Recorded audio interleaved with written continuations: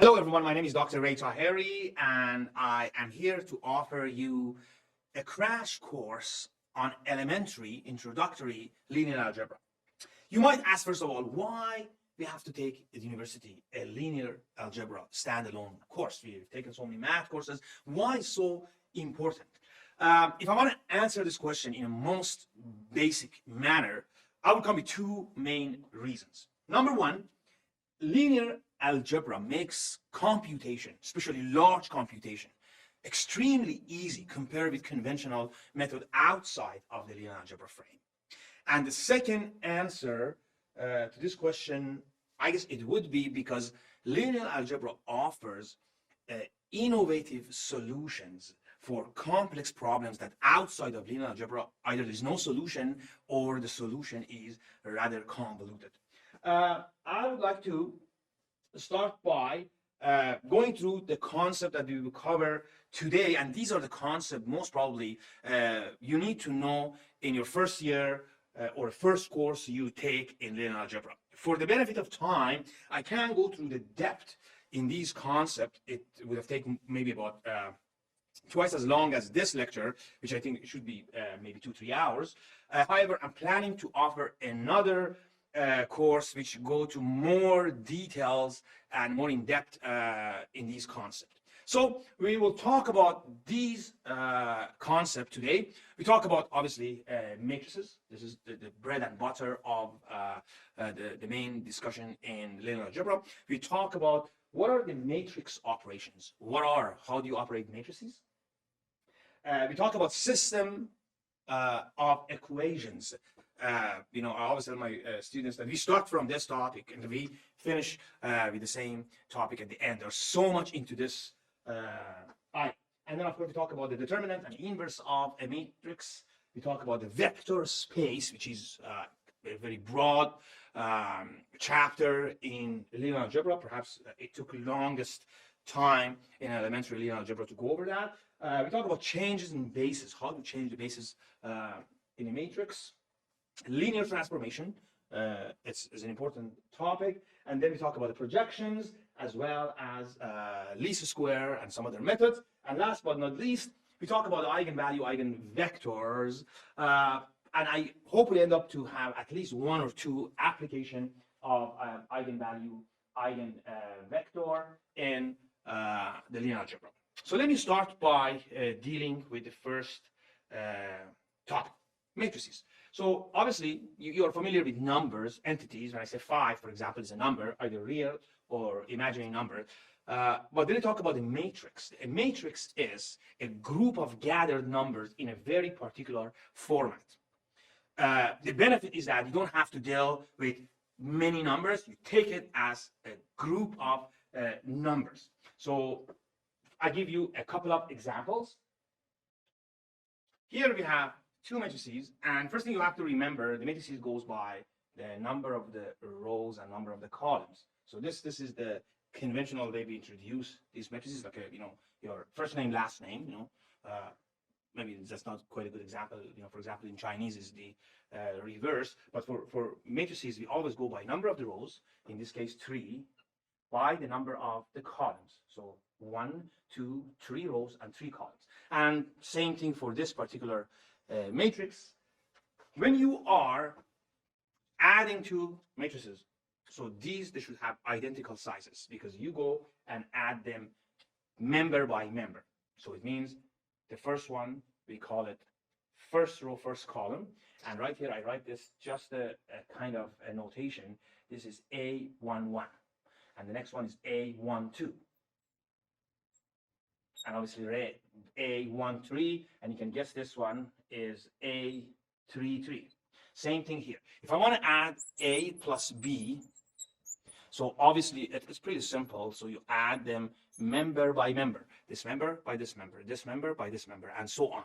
1 plus 0 is 1, and you do the same thing, and this will be 0, 0, and then it's going to be 0, 1, 0, and 0, 0, 1.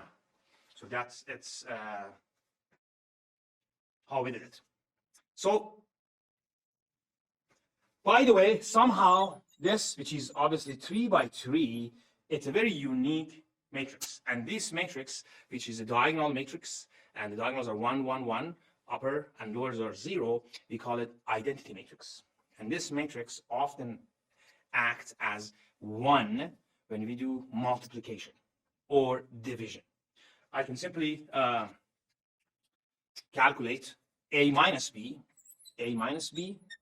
which in this case would be this member minus this member, 1, this member minus this member, minus 2, minus 2, 2, minus 2, 4, minus 1, minus 2, 0, 6, 8, and 0. So this would be a minus b. Let's talk about a multiply b. Now, when you do the multiplication, there are some rules apply. And the rules is, first one is you have to understand that these two matrices that then you multiply, the number of the column of the first one should be equal to the number of the rows of second one. Why? Because when you multiply that, you multiply this rows by this column. Obviously, if the number of the column here is different than number of the rows, you have not correct number which have to be equal of the rows and column. That's one. And the second is the final product is right here. For example, my A is 3 by 3. And my B obviously is 3 by 3. So multiplication of them becomes C. These two should be equal.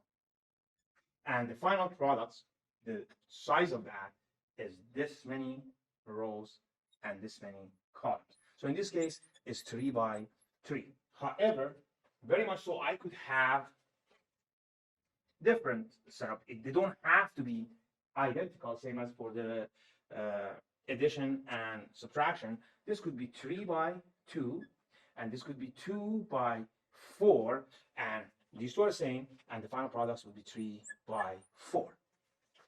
So that is basically what we need to consider. Other than that, the multiplication is not possible. Something is obviously very important, and you can really extract it from here, is A multiplied by B is not equal to B multiplied by A. First of all, even if they're the same size, it doesn't matter. But in this case, you cannot even multiply. If I have my A and reverse that, the order, I want to do B multiplied by A. Let's see, what do we have here? It's 2 by 4, and that's 3 by 2. And obviously, I am violating the first law here, which is these two are not equal. So this is a point of clarification.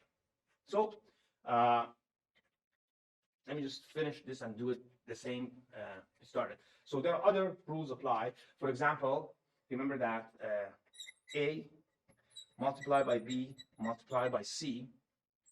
So it doesn't matter, I multiply B by C, and if it's possible, it must be possible, and then the answer of this you multiply by A, or in this case I do A multiplied by B, and the answer would be multiplied by C. So this would be basically the same. So these are two properties that we can experiment it. So let's just deal with the same thing here as we did. Now I want to multiply these two. So obviously my final matrix, and I write it here, A multiplied by B is equal to, so it would be a 3 by 3 matrix. It would be 1 multiplied by 0 plus minus 1 multiplied by minus 2, which is 2, and minus 1 multiplied by minus 3, which is 5. And then the next thing, if I want to go over the next one, I do the first row by the second column. So it would be 1 minus 2 plus 4, and obviously the answer, so 1 minus 2 plus 4, it's got to be 3. And then I do first row by the last, which is the third column. 1 plus 0 minus 1 is 0. The next one would be 2, because I do the first second row by the first column, it would be 2 plus 1 plus 0 is 2, and 2 minus 1 plus 0, it would be 1, and then 2, 0, 0, so it's 2, and the last one would be 3 multiplied by 0 plus 4 multiplied by minus 2 plus 1 multiplied by minus 3 is minus 11, and 3 plus 8 minus 4, and the answer is plus 7, and then you have 3 plus 0 plus 1, which is 4. I hope I did correctly. So anyway, you know how to do that. So if you ever want, for example, to find the second, so this guy, which is A22, all you need to do is this. Second row by the second column. 2 minus 2, so this by this, 2 minus 2, and I did it incorrectly, obviously, here. So this should be 0, apparently. So let me see that here. 2 minus 2, 0. I may do it one more time. So it's 3, 4, 0, 4. Hopefully this is, anyway, correct. So what we get with this? If I want to do, for example, this member, so this member is A23, second row by the third column. So it's going to be 2, 0, 0. If I want to do this member, so this is A31, so third row by the first. So 0, minus 8, minus 3. So this is how we do that. You might ask, how about the division? Can you divide two matrices? Can I write A divided by B? I would say it's not possible in that sense that you divide them like two numbers and get a fraction. Same thing, for example, for the power or for square root. So this would be a little more complex. But so far, we talk about a very basic operation that we have in the world of matrices. So one more thing I would like to talk about when it comes to the matrices is that when you have matrix A, and I make it actually 2 by 2, 1, 2, 3, 4, and I talk about twice as this matrix, which means in the scalar multiplied by the matrix 2A means twice every member is 2, 4, 6, 8. In the same token, minus A is equal to minus 1, minus 2, minus 3, minus 4. So this is clear. Let's talk about a few other definition. One is a transpose of a matrix. Imagine I have a matrix which looks like, let's say 1, 2, 3, and I make it 2, minus 2, 1, and maybe minus 1, 2, 4. So if I want to have this matrix and I want to find the transpose of the matrix, so the transpose of this matrix is based on definition when you have Aij, so you make it every member switching I and J. So if this is correct, therefore the transpose of A is Ji, means you switch this with this. So this would be 1, 2, 3, and then this would be 2, minus 2, 1, and then this would be minus 1, 2, 4. So you can see that here, this rows become this column, this rows become this column, and this rows become this column. So now let's talk about something that's called a symmetric matrix. So a symmetric matrix is where A, or maybe I just write a little cap of A is equal to A transpose. Means when I do this, the matrix are the same. If A it should be equal to minus A transpose, that is called a skew symmetric. The word is skew symmetric. So this is skew symmetric. So if I want to give you a couple of examples, I can do that.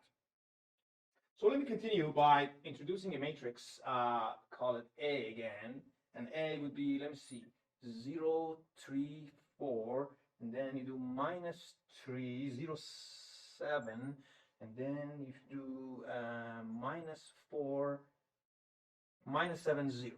That's correct. So if you have this matrix A, and I want to do A transpose, you know the rule is you just switch the columns and rows, means this become this, which is going to be 0, minus 3, minus 4. This become minus 3, 0, 7, and then this become minus 4, minus 7, 0. Correct. And you're comparing these two, and let me see. So this would be this, correct. So this one, this one, this one, this one, and yeah. So you have this, which is the transpose, and when you're comparing these two, you realize that this is minus this. So in this case here, A is minus A transpose, means these two matrices are related to each other, they are skew symmetric. So this is a simple example. Let me have another example here. Assuming A is equal to 0, 3, minus 3, 0, 7, and minus 4, minus 7. Let me just give another example. I want to have it different than the other one. It makes it a little better. So let's have 1, 2, 2, 1, 0, 0, and 0, 1, 0. And you have a matrix of B, and B would be 0, 1, 0, and then 0, 0, 1, and this would be 0.5, minus 0.5, and minus 1. So I set them in a way that something happens here. So let me just go here and do A multiplied by B. So you do, based on the law, the rule, this multiplied by this, which obviously in this case would be this multiplied by this. It's going to be 1, because 0, 1, and then would be this multiplied by this, which is 2 minus 1 is 0, and then you do this multiplied by this, which the answer is obviously 2 minus 2 is 0, and then this minus this, 2, 0, 0, and this row multiplied by this column, so 1, 0, 0, and this multiplied by this, which is 0. And last but not least, 0 multiplied by this, it's 0. This row multiplied by this column, 0. And this row multiplied by this column, which is 1. Okay, something happens here. I multiply A by B, and I get identity matrix. And now we make a notation of this, that if A multiplied by B, it become an identity matrix. Therefore, A is inverse of B, or B is inverse of A. So when two matrices multiply by each other and they become identity matrix, actually they are inverse of each other. There are certain rules applied to matrices that are invertible, which we'll cover that in a little short while, but I want you to understand this concept. So identity matrix could be any size. So if I write here as a general rule, I is identity matrix, 1, 1, 1, 1, and so on, and the rest of them are 0. So what is the rule? Identity matrix is a matrix that is equal to 1 if I and j are equal. Let me just erase this. If I is equal to j and ij is equal to 0, hopefully I can fit it here, if I and j are not the same. So this is a general form.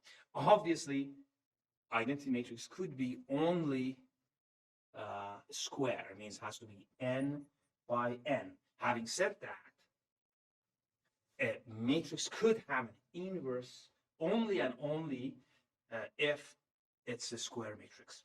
I don't want to go to details of partial inverse, but I mean, just for this level, we talk about in a square matrix with number of the columns and rows that are equal, and that's why. One of the reasons you might say, can you tell me why is this?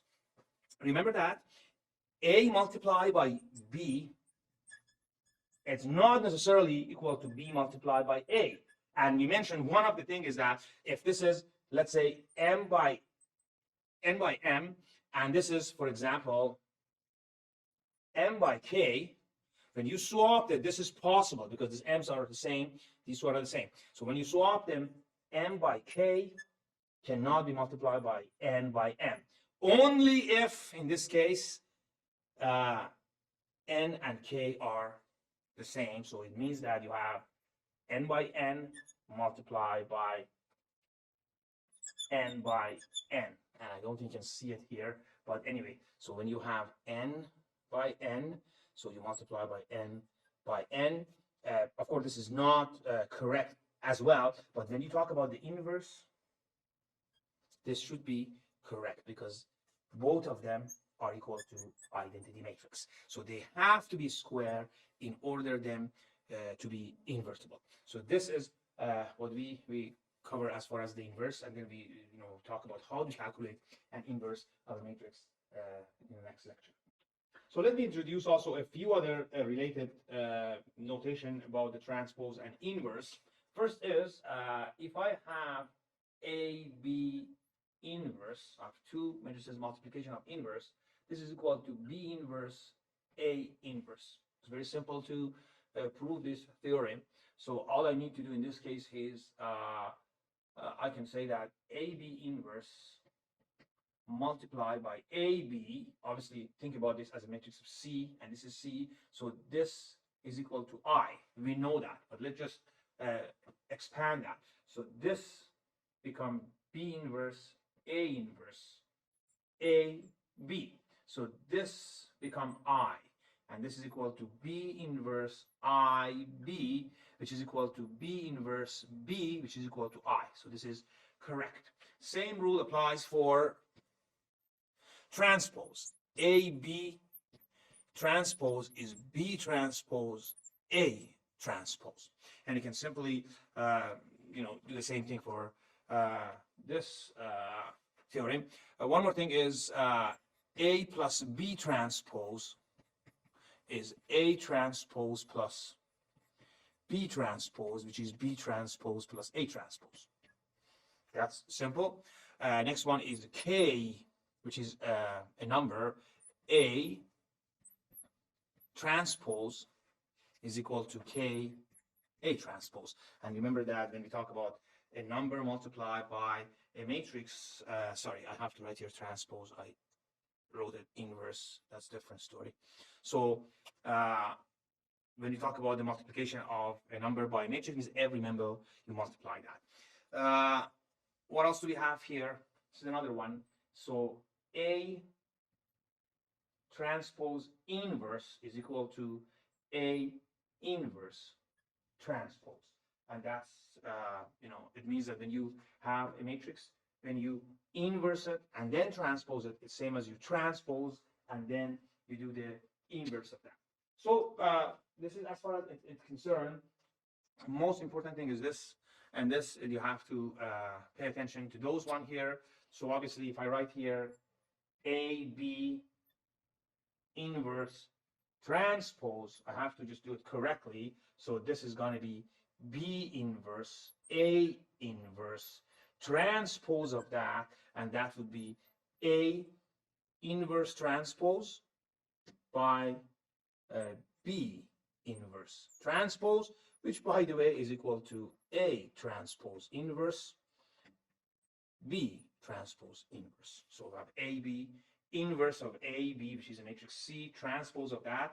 I affect the inverse, and then I do the transpose here. So this is, let me see if I did correctly here. Transpose BA, this is correct, and then you swap it here.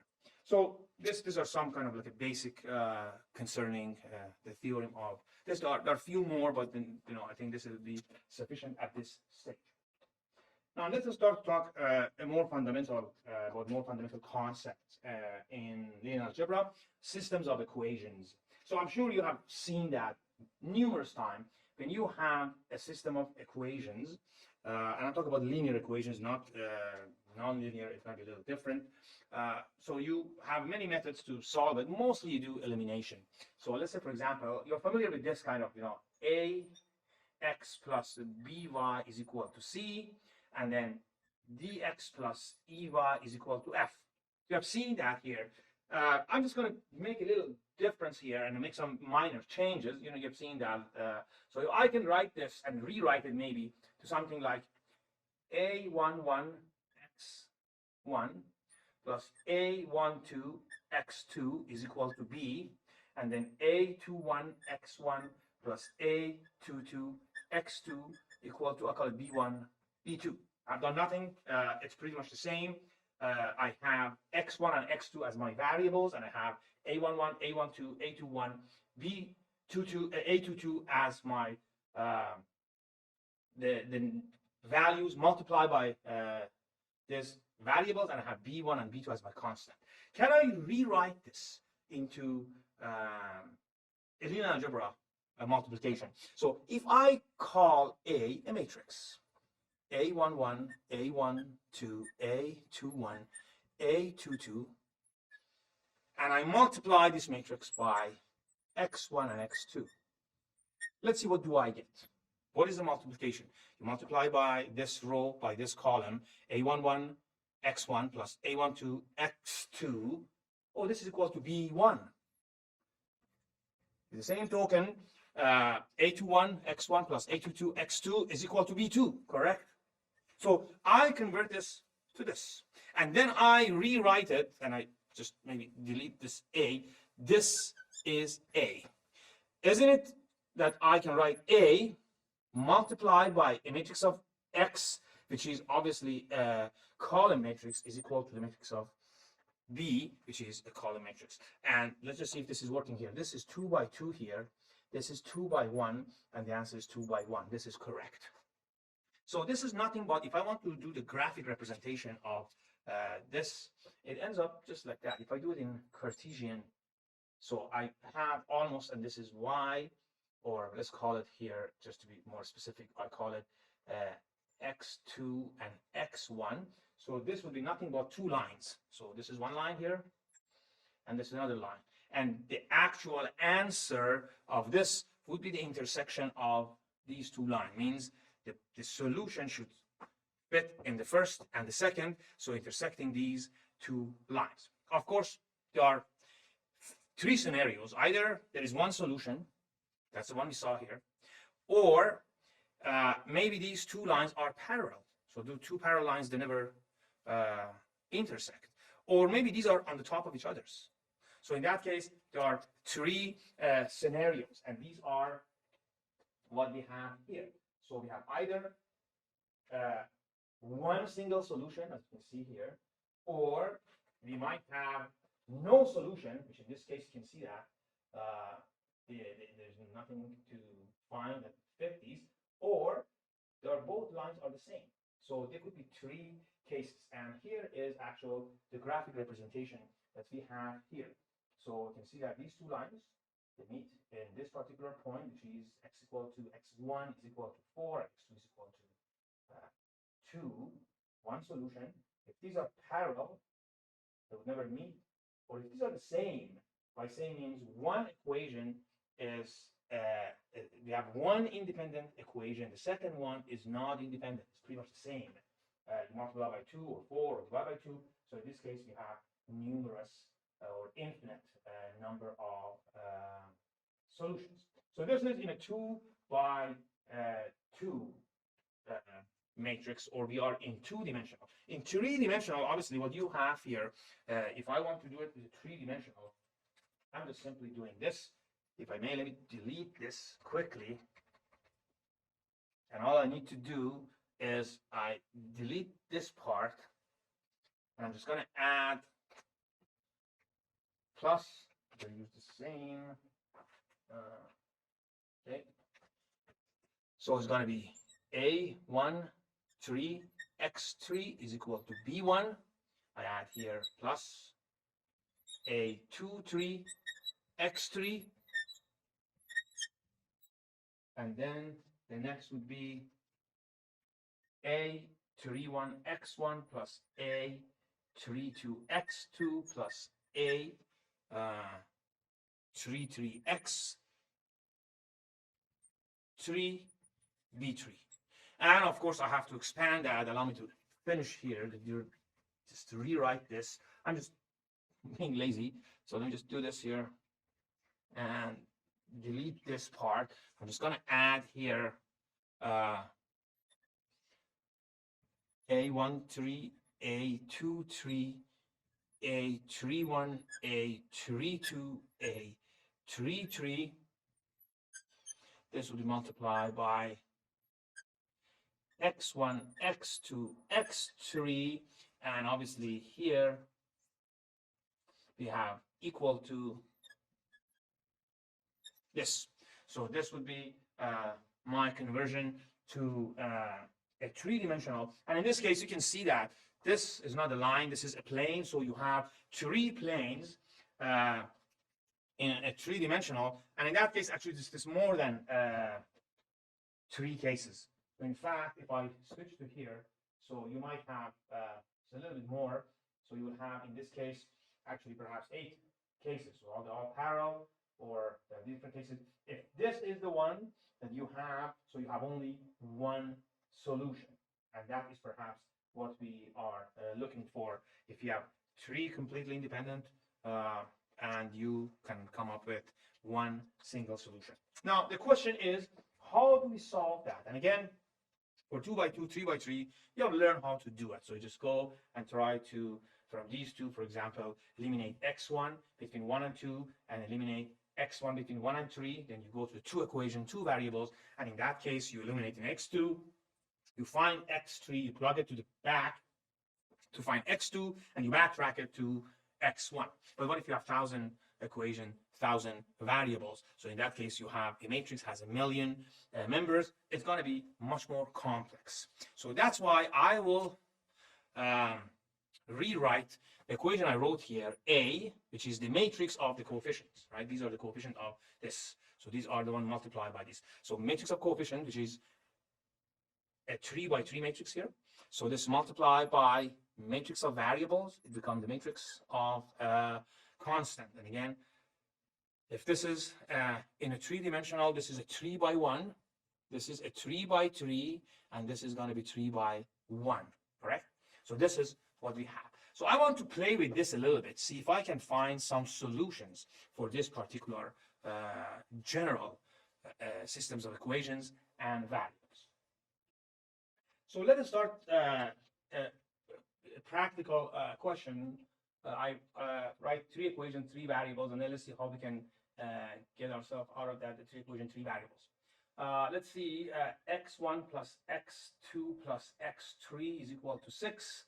X1 minus x2 equal to minus 1, and x1 plus x2 minus 2x3 is equal to minus 6. So here is my sets of equations.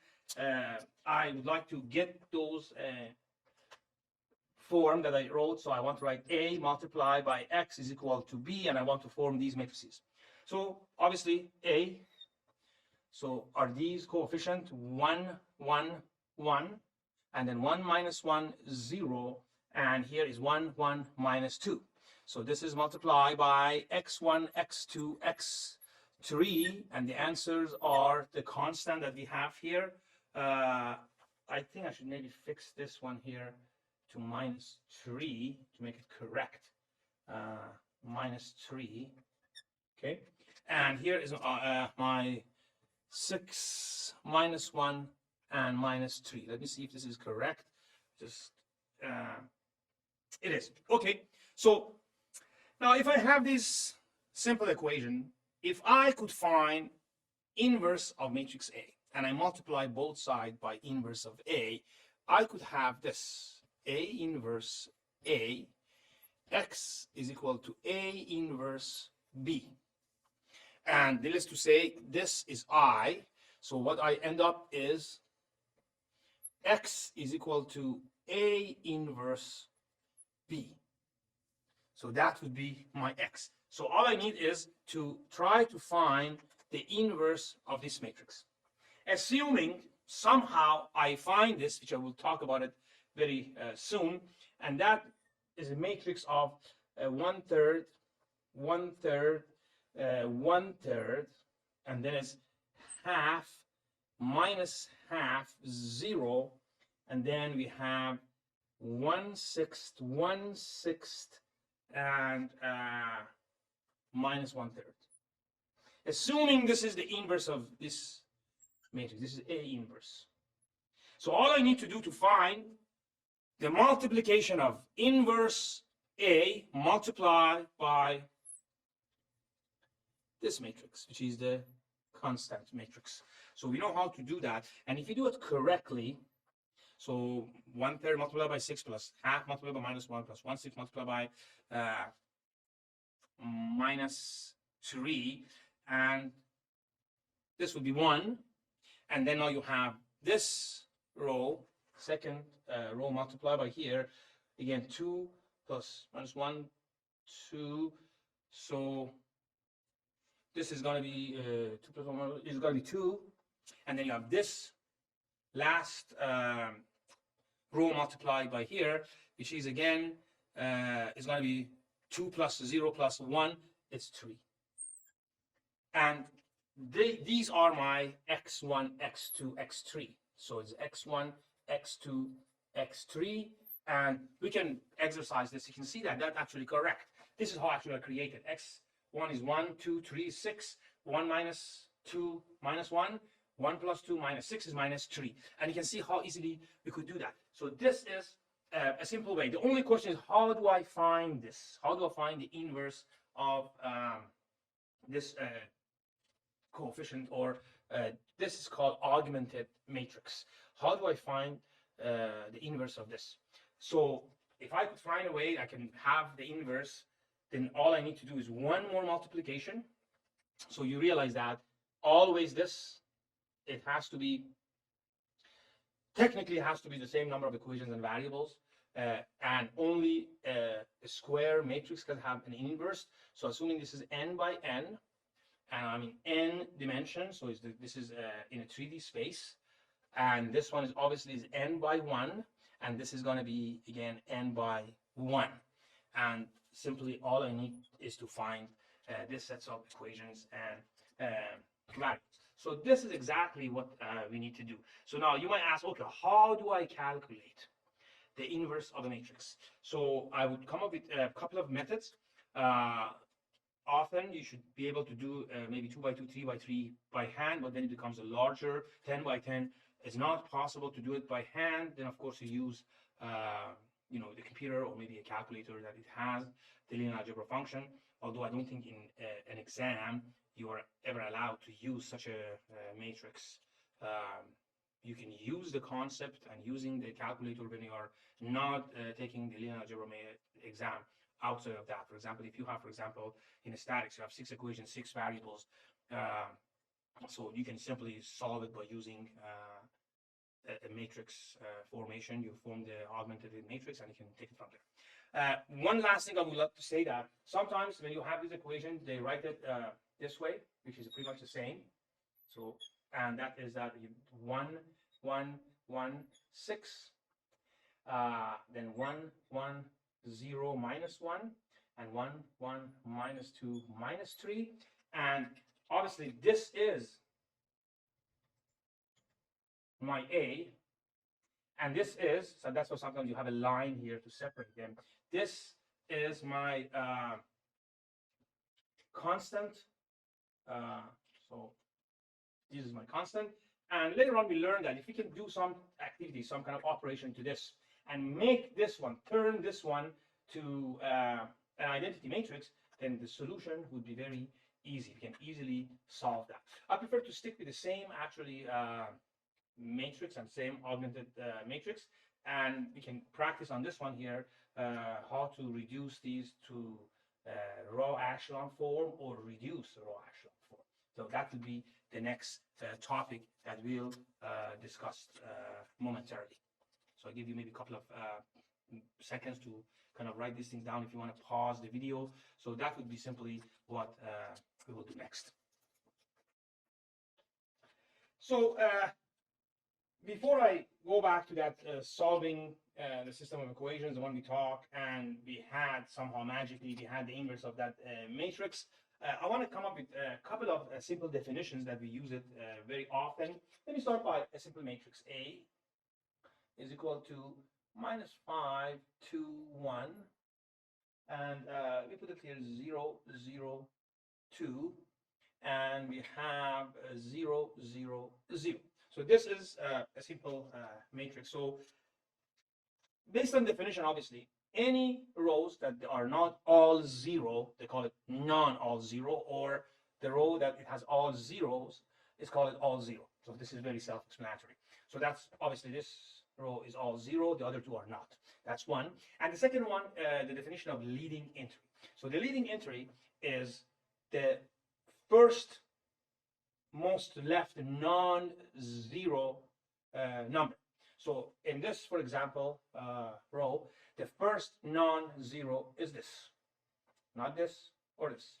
In this row, the second row, the first non-zero is obviously this. And in this one, we don't have any non-zero. Therefore, this two are, they call it non-zero members, which are at the same time the leading entry. So of course, these are non-zero, but they are not leading entry. So later on, we talk about that every columns that include leading entry is called a pivot. So this one is a pivot column. This one is not pivot column because it does not have. So this is non-pivot column, or what they would refer to later on is a free column, and this one is called the pivot column. So in this case, we have two pivot columns. For the same token, this one is pivot row, and this one is pivot row, and this one is non-pivot row, or the free row. The number of pivot columns and rows should be the same, obviously, because every column could have only one pivot, and every row could have one pivot. You know, this is not a pivot, or these two are not the pivot. So that's one simple definition. And then there is another definition, two actually, but they are related. It's called the echelon, and then we call it a row echelon form. Which is REF. So, and then we have reduced row echelon. The word echelon, it is a military term. It comes also from nature. You know, if you've seen, like, for example, the Canada goose, they're just migrating. So what happens is one goose is here, and then there's one here, and then you have something like this, and they form something like an arrow. So this is coming from also in some kind of like an aircraft show, like a snowbird or something. You will see that there is one leading and two, and then the opening in that direction. So that is the echelon. So there are three characteristics in order to create a row echelon form, and these are the three characteristics. Number one is obviously you have to have in each, you know, in your matrix, you have to have the leading entry for leftmost, outmost to the left in each column, and every leading entry should be to the right side of the previous one, and all zeros should be in the lower rows than the non-zero, and everything below these should be zero, below these pivots. So if I want to put it in a better way, so we can simply, we have it here. So this is what we talk about the echelon. So these are the things, all non-zero. So this is what we have here. All non-zero rows are below the zero ones.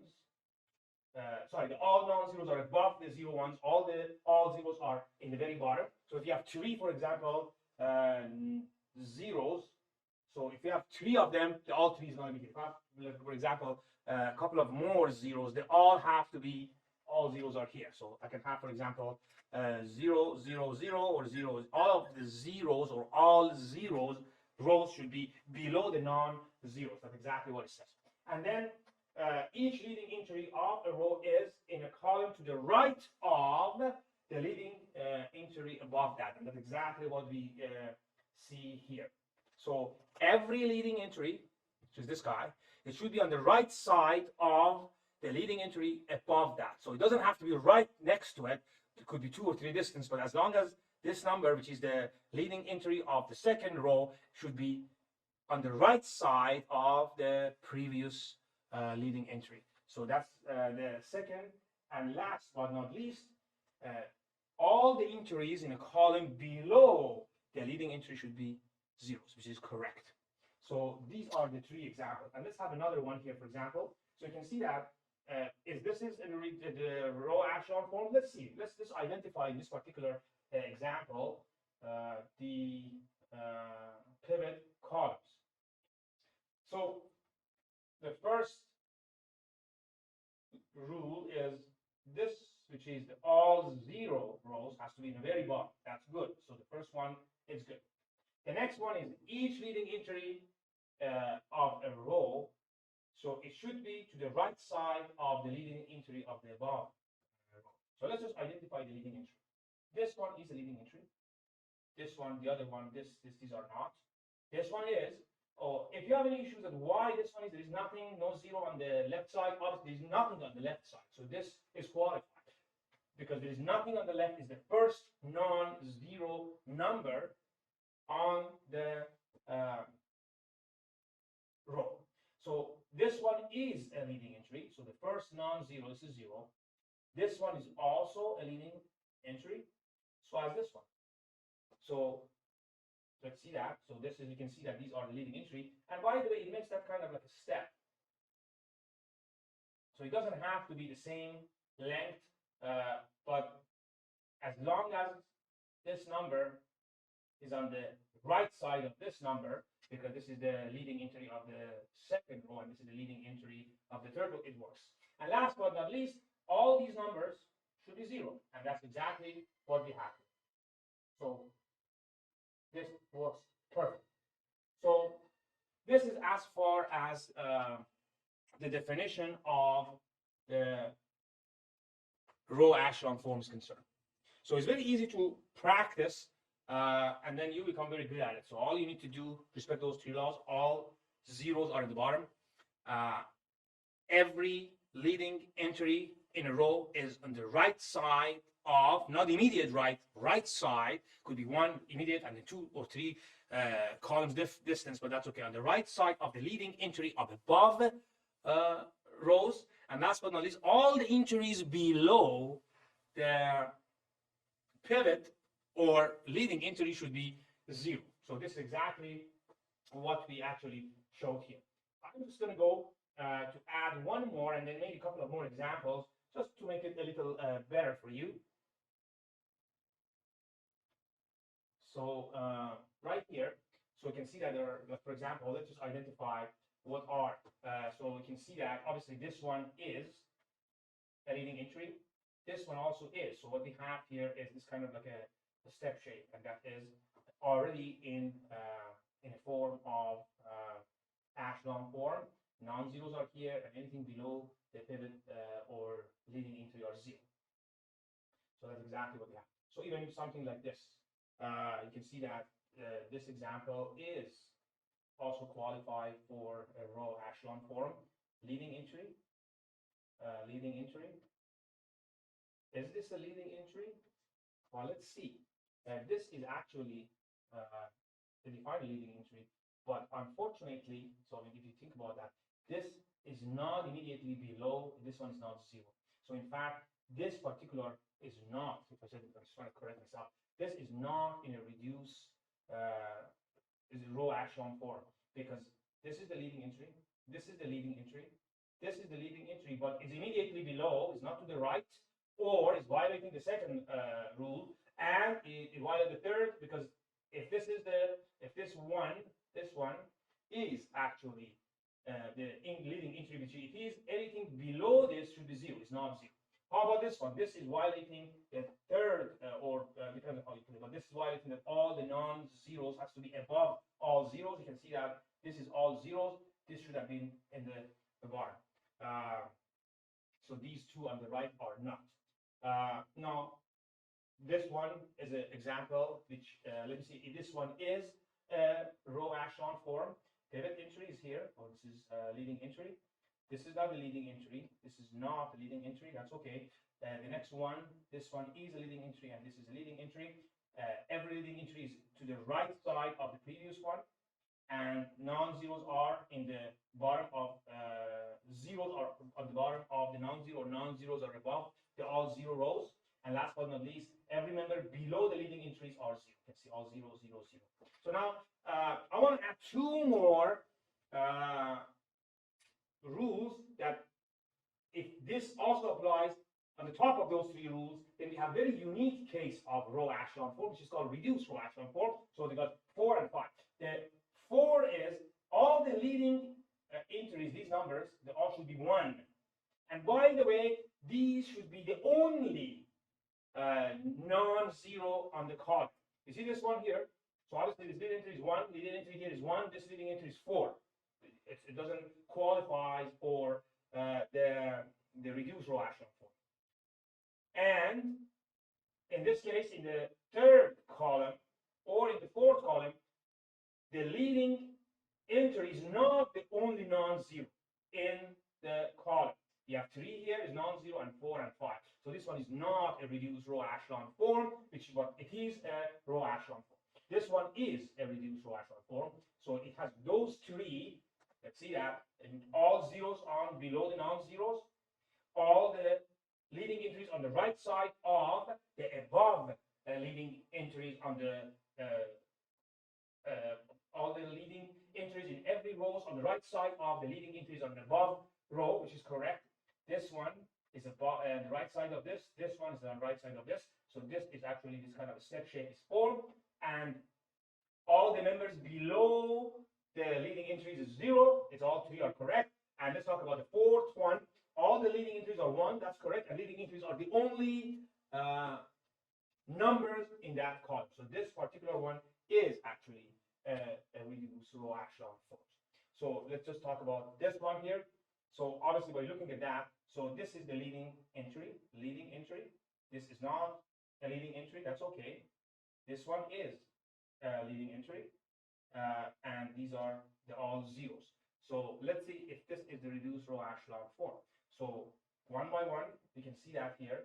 So all the zeros on the bottom, that's good. Every leading entry in any rows on the right side of the leading entry on the above rows, that's correct. This one, this is the shape like this, it's correct. So every numbers below the leading entries are 0, 0, 0, correct. So that's good. And leading entries are 1. You can see that. And last but not least, leading entries are 1 are the only non-zero number in that column. So that's correct. In this column, it's only 1. Same as in this column, same as in this column. Don't let these two fool you. These, they don't have any leading entry. They're not even counting them. And that's okay. So this is absolutely correct. And then these are, we call it pivot column. If you want to know the pivot rows are this, this, and this, they are pivot rows. So we have 3 pivot columns and 3 pivot rows. That's actually the best way to describe this row echelon and reduced row echelon form. So I hope these are what we have here. So we have a few examples here that we can, again, go over that if you wish to do. So the top ones are reduced, the bottom one are reduced row echelon, the top one are row echelon. And of course, every row echelon is not reduced row echelon, but every reduced row echelon form is a form of row echelon form. So we have 2 extra criteria in order to convert a row echelon form to a reduced row echelon form. And last but not least, I want to show you this slide. So what you see in the top one, this is obviously a row echelon form. It's a kind of like you can see that all these are 0. So that's the reduced row echelon. Then this is how it looks like, the step. And when you want to have a reduced row echelon form, obviously you have all 1 here, and all the numbers below and above in the column that has leading entry should be 0. So that these are 2 simple general form of row echelon and reduced row echelon. So let me start with the same sets of equations and variables that we spoke previously. If you remember, we had this augmented matrix. I believe it was 1, 1, 1, 6. And then we had 1, minus 1, 0, minus 1. And then 1, 1, minus 2, minus 3. And we mentioned that this part, this 3 by 3 matrix, is the coefficient matrix, and these are the constants. So I would like to do a few, it's called the elementary operation on this to get it to where I want. So I want to get to the row echelon form. So one of the things I can do is that I can multiply any rows by any numbers, and I subtract or add to another row, and it doesn't change the actual matrix. So for example, in this case, if I come and I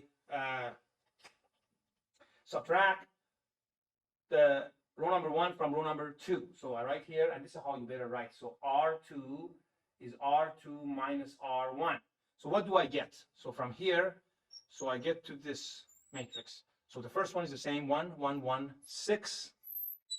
So then I subtract this from this. So this one becomes 0, and this minus 1 become minus 2, and this become minus 1, and this obviously become minus 7.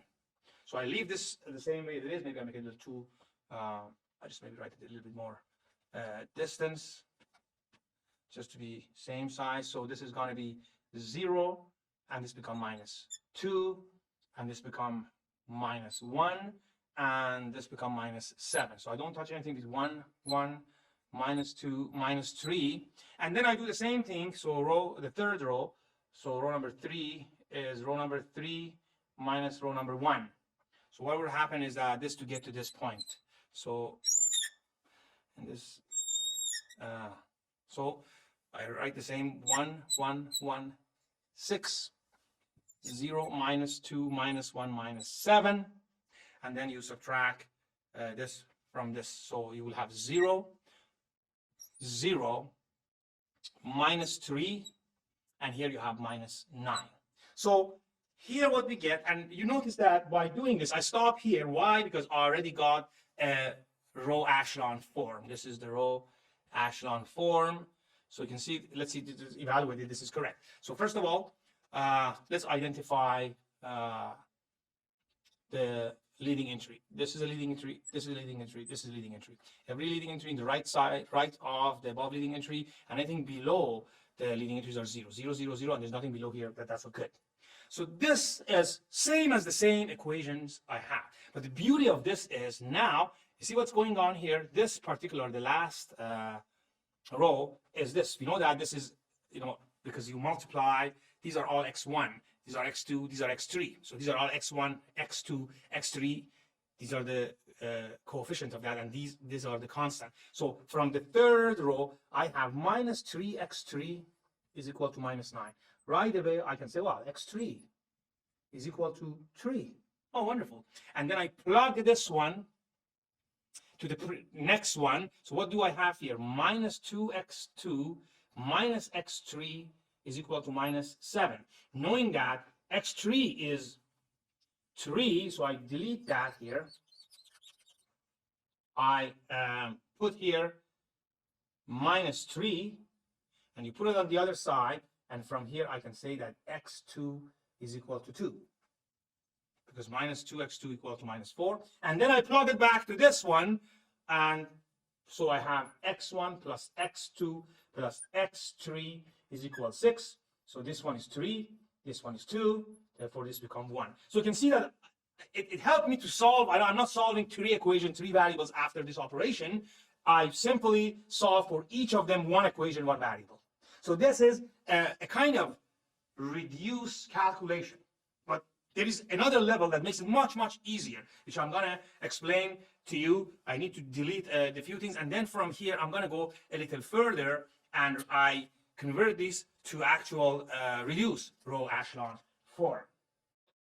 So now I want to do some more operation on this one to make it to a reduced row echelon form. So one of the additional criterion was that these should be 1. So in every pivot or leading entry should be 1. So all I can do, I can divide or multiply any rows by any numbers without changing it. So from this point, and I think maybe, sure, I can maybe write it here. So I divide, and I can do it in 1 step or 2 step, it doesn't matter. So I divide, this is leave it like that, 1, 1, 1, 6, and I have to make sure I'm not going outside of this here. And then divide this by -2, become 1, 1, and 7 divided by 2, and divide this by -3, becomes 0, 0, 1, 3. So that's good. The next step is, I want to actually make this one 0. These two actually, if it's possible, 0. That is what we have. So if I go and subtract this from this one, it will work. So I write it here following that. So let me just, for the, okay. So R1 equal to R1 minus R2. And simply what I have here, this is 1. So this is going to be the same. So I'm not going to change this yet. And this one, it is what it is. So if I subtract row number 2 from row number 1, so this is 1, this becomes 0, this becomes 0, and this becomes 5 divided by 2, because it used to be 6. Yeah, that's correct. And this is like this. Okay, so and then the next step obviously is, now I want to make this 0, right? I prefer to make that become 0 and see what gonna happens here. So what I need to do now is, my intention is, this is good, this is good, this is not good, and I want to make these two 0. So for making these two 0, imagine these two are 0, it doesn't affect these one. So all I do is multiply this by half and subtract this from here. So if I can write here is, my new row number 2 is equal to row number 2 minus half of row number 3. And let's see, what do I get? So row number 3 doesn't change. I do not want to change row number 3. So 0, 0, 1, 3. Let me just write down here. So this one would be 0, 1, and this would be 0. And then you have half of this is going to be 2. And then here is 0, 0 half, and 5 divided by 2. And the last thing I want to do, I want to make this 0. All I need to do the same thing. I write here row number 1. Maybe I just write it here. Row number 1 is row number 1 minus half of row number 3. So multiply this one by half and subtract it. So again, these two are 0. It doesn't change. And I just want to write these one here. I don't know why it makes this annoying noise. Okay, that's better. And 0, 0, 1, 3. And then again, so you subtract this multiplied by half, this minus this. So it's going to be 1, 0, 0, and then it's going to be 5 divided by 2 minus 3 divided by 2 is 1. That's what we get. Let's kind of study this. Let's see what's happening here. So obviously in this case, this is my reduced row echelon form. Why? Okay, there's no all 0, but if there was, it's the bottom.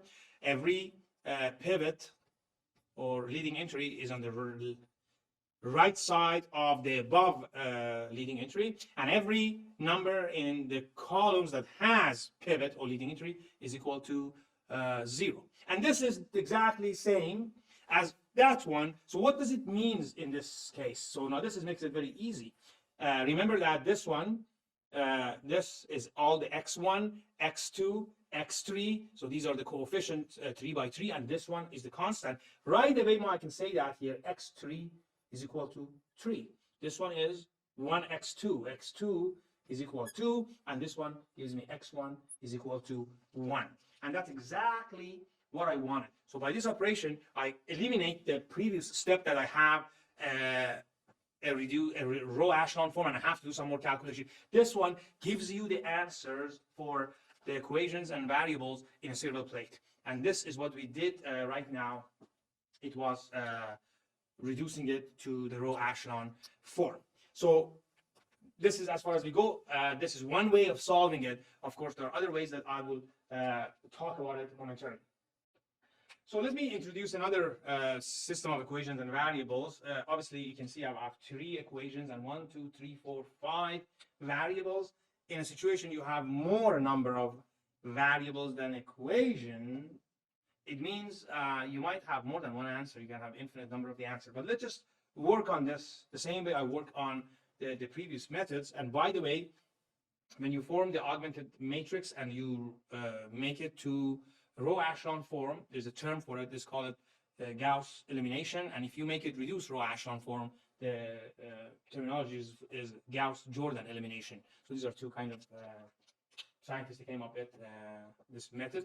A mathematician, Gauss, I'm sure you heard about him.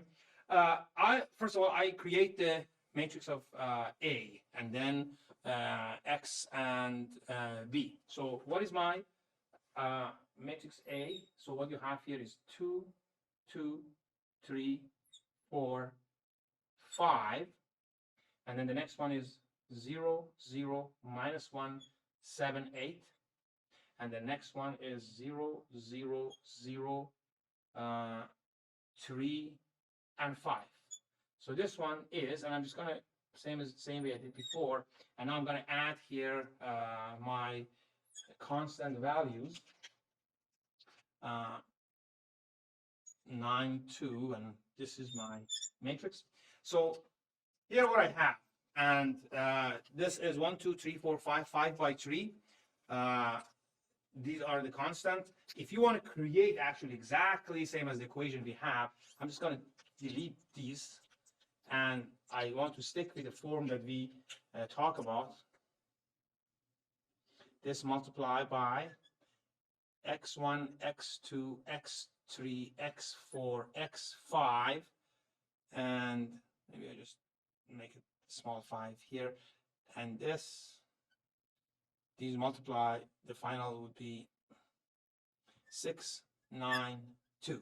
That's exactly the same as what we did. So this row by this column, 2x1 plus 2x2 plus 3x3 plus 4x4 plus 5x5 equal to 6. So, and I will repeat writing the actual matrix here. So as we did before, so 2, 2, 3, 4, 5, 6, and 0, 0, minus 1, 7, 8, 9, and then 0, 0, 0, 3, 5, 2. So here is what I wrote. And now I'm going to do this elementary row operation to convert this to reduce row echelon form. But just before doing that, I want to just pay attention. Look at this matrix. And I want you to identify the leading entry. So let's see. I have this one as a leading entry. This one is a leading entry. And so as this. In fact, this is already in row echelon form. I can go and then convert it to reduce row echelon form. So here, this is the pivot column, pivot column, pivot column, and these are the free column or free variable columns. So what does it mean? You know, I mean, you just quickly look at these two. You can see these are identical columns. These two are two identical columns. And having said that, so they actually they don't you know, they don't give you additional information. They're pretty much the same. From looking at this, just by looking, I can tell that my x1 and x3 and x4 are independent variables, and my x2 and x2 and x5, they are not independent. They are actually dependent variables. So let me just reduce this one to reduce echelon form, and you have to do it in 5 steps, but I'm just going to write here. So when you do the reduce row echelon form, so this become, I'm just writing the augmented matrix here. So it's 1, and I did it before, 1, 1, 0, 0, minus 19 divided by 3, and 49 divided by 6. Maybe a little smaller. Okay, right here. And the next one, it will be 0, 0, 1, 11 divided by, okay, this is 0, obviously, 0, 11 divided by 3, and minus 13 divided by 3. And the last one is 0, 0, 0, 1, 5 divided by 3, and 2 divided by 3. So let's just look at this. It's much easier now. I can see that here. So this is my pivot column. This one is my pivot column. This one is my pivot column. And these two are not pivot column. This one and this one are free column or variable. Okay. If I want to convert this equation to here, it's kind of interesting because I can rewrite it very easily. So what do we have here? Well, x1, x2, x3, x4, x5. So I have x4 plus 5 divided by 3, x5 equal to 2/3. The next one is here, and I have x3 plus 11 divided by 3, x5 is equal to minus 13 divided by 3. And this one is x1 plus x2 minus 19 divided by 3. x5 is equal to 49 divided by 6. And you can clearly see this here, that my actual variables are this, this, and this. And my free variables are this and this. So in a sense, I can put any number for x2 and x3, and from there I can find x1, x3, and x4, meaning I have infinite number of the answer for this particular equation. And that was something actually I kind of like I guess from the beginning, because I have 3 pivot columns and I have 3 equations and 5 variables.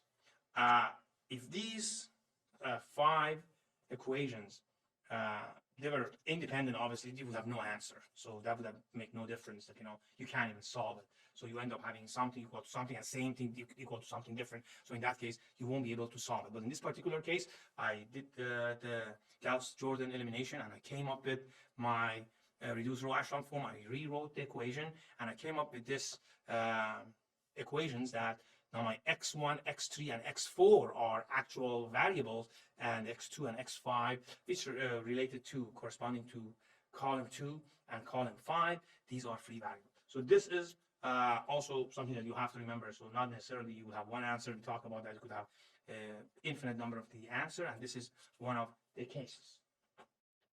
So now I would like to continue with discussion on how do I actually find an inverse of a matrix, because we talk about in order to solve a system of equations and variables, sets of equation and variables, I need to actually, maybe I write it here, if I have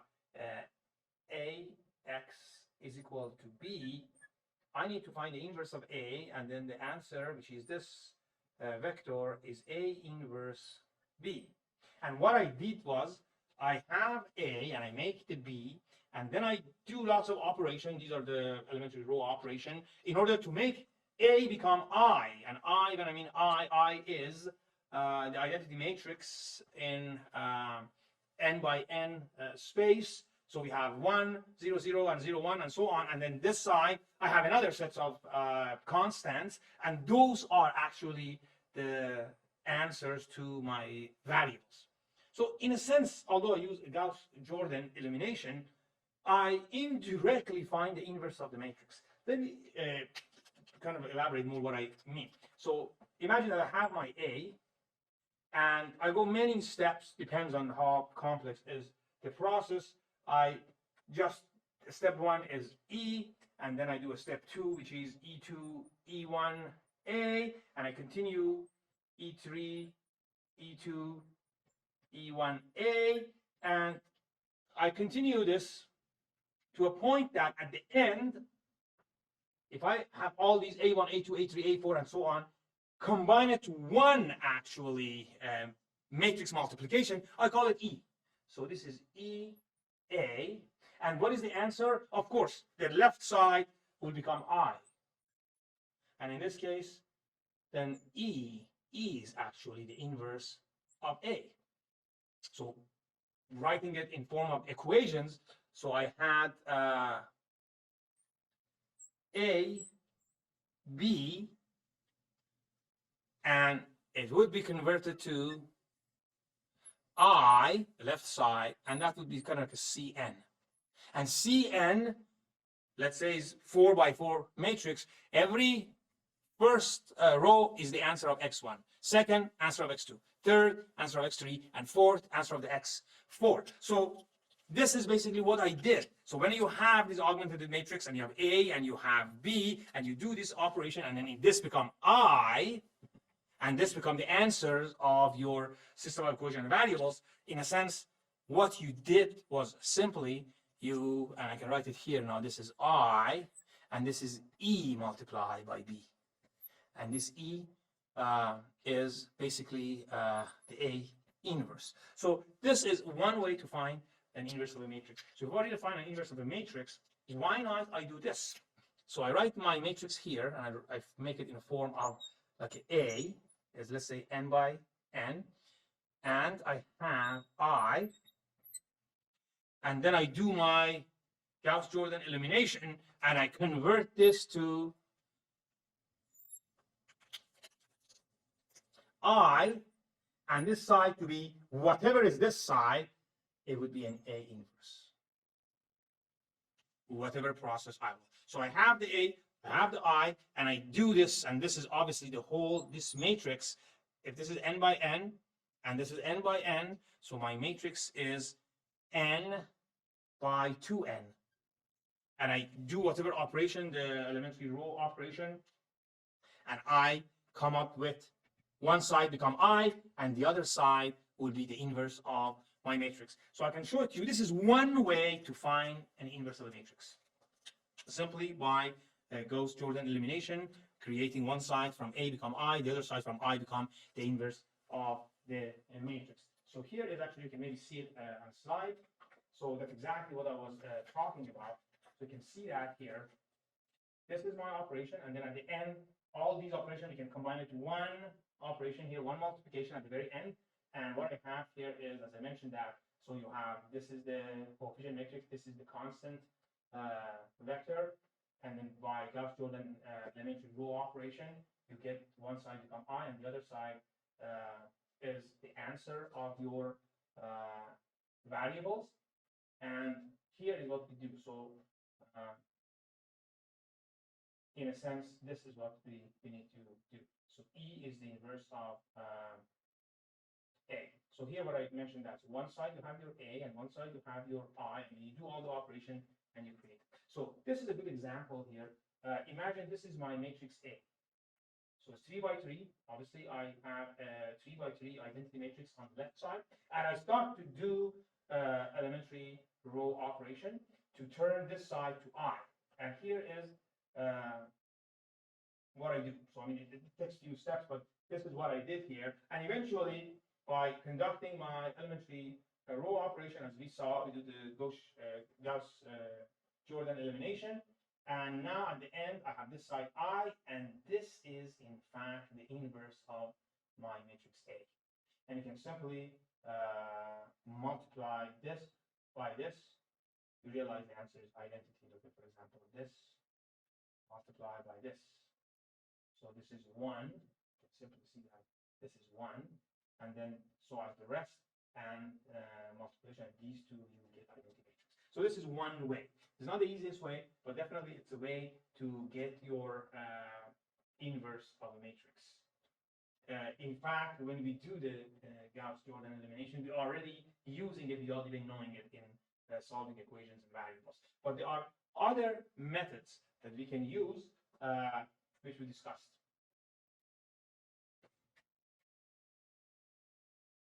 So in order to teach you another method to obtain inverse of a matrix, I have to introduce another concept, which is determinant. And let's start by the simplest form of determinant, which is in a 2 by 2 matrix. So let's see, the matrix A is 1, 2, 3, 4. And I want to find the determinant of this matrix. So simplest way to think is, if this is A11 and this is A22, so it's A11 multiplied by A22 minus A12 multiplied by A21. So the determinant of this, which is represented by A, is equal to 1 multiplied by 4 minus 2 multiplied by 3 is equal to minus 2. Right away, by the way, if you ever want to find an inverse of a 2 by 2 matrix, which is absolutely is applicable for only 2 by 2, never do that on any other matrices. It's only for 2 by 2. Is that inverse of this matrix is all you do is you switching these two, so 4, 1, and you multiply this by negative. So this is the inverse of the matrix, and you can see that here now. I multiplied this by this, so it's going to be this by this, and of course, sorry, I forgot that it's divided by the determinant of the matrix. So you're switching these two, and then this would be here. So I again swap these two, and this one you multiply by negative. So it's going to be minus 2, 1, 3 divided by 2, and minus half. So and then let's do the math here. So again, switching these two, that is correct.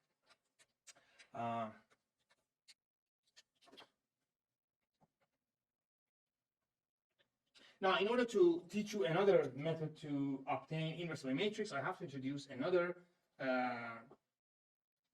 entity in the world of linear algebra, which is determinant. So determinant, we start with the simplest form of determinant, which is in a 2 by 2 matrix. So, and then we do all of other ones related to this 2 by 2 matrix.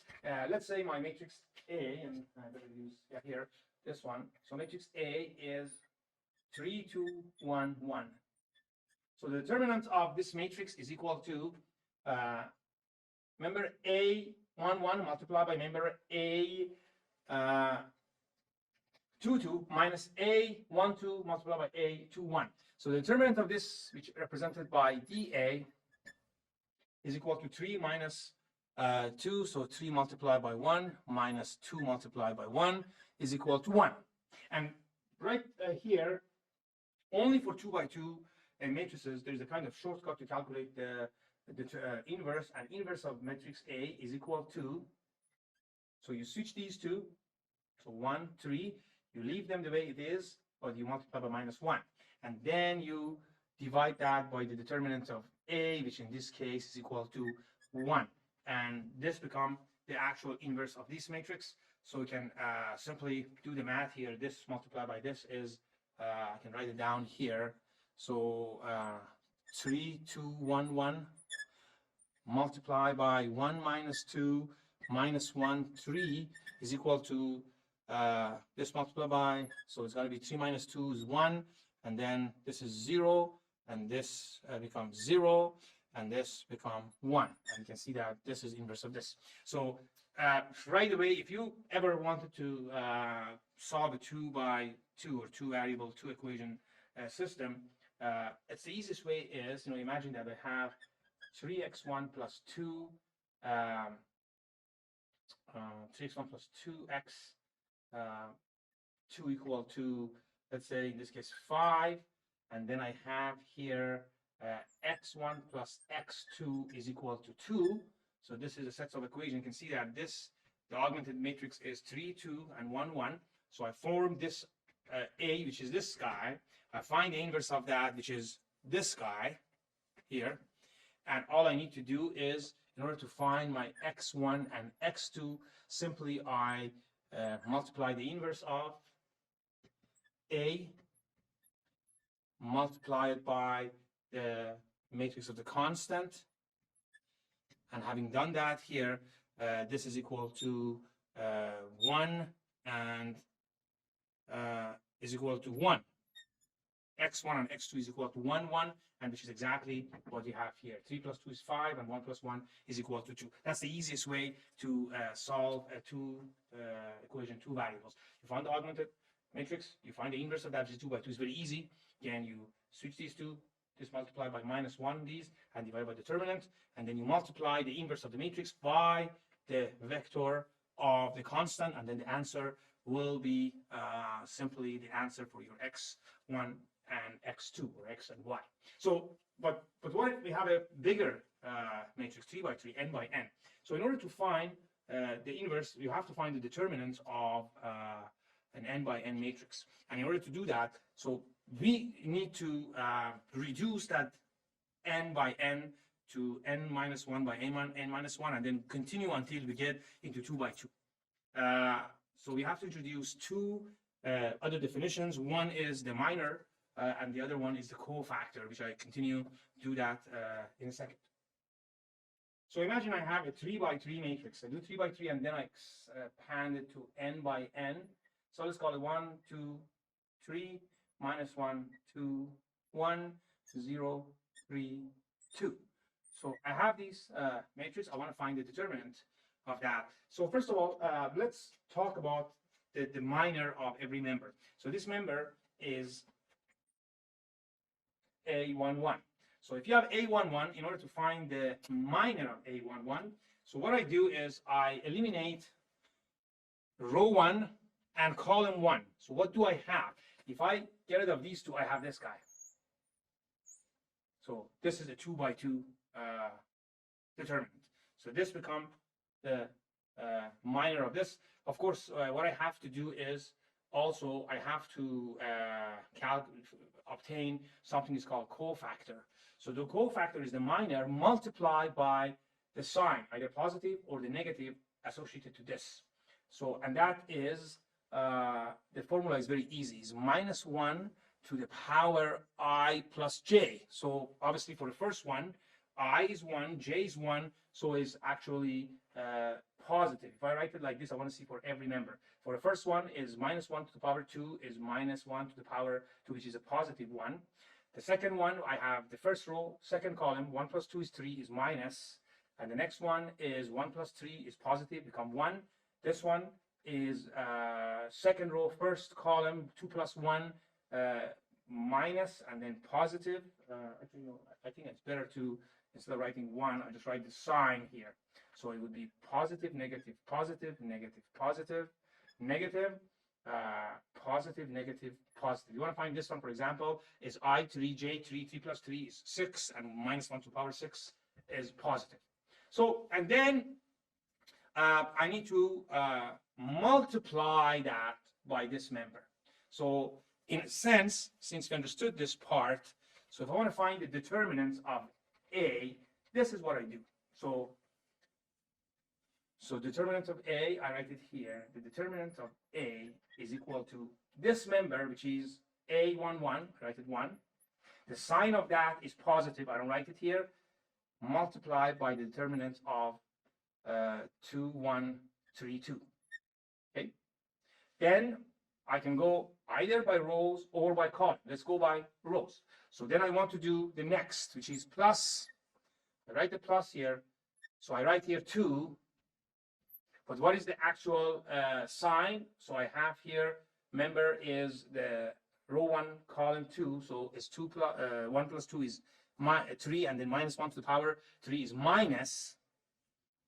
You could also write the minus here, either way. So if you want to just minus here and this positive, and then let me just delete this one, which we worked with this one already. Then I'm going to take this and this off. Correct? Sorry, I'm taking, my apology, I take this and this off. So you see now? And what I have here is the determinants of minus 1, 1, minus 1, 1, 0, 2, 0, 2. And the next one is the third one here. The sign is positive because is the first row, third column, 1 plus 3, 4, minus 1 to the power 4 is positive. So right here, 3. And in this case, I get rid of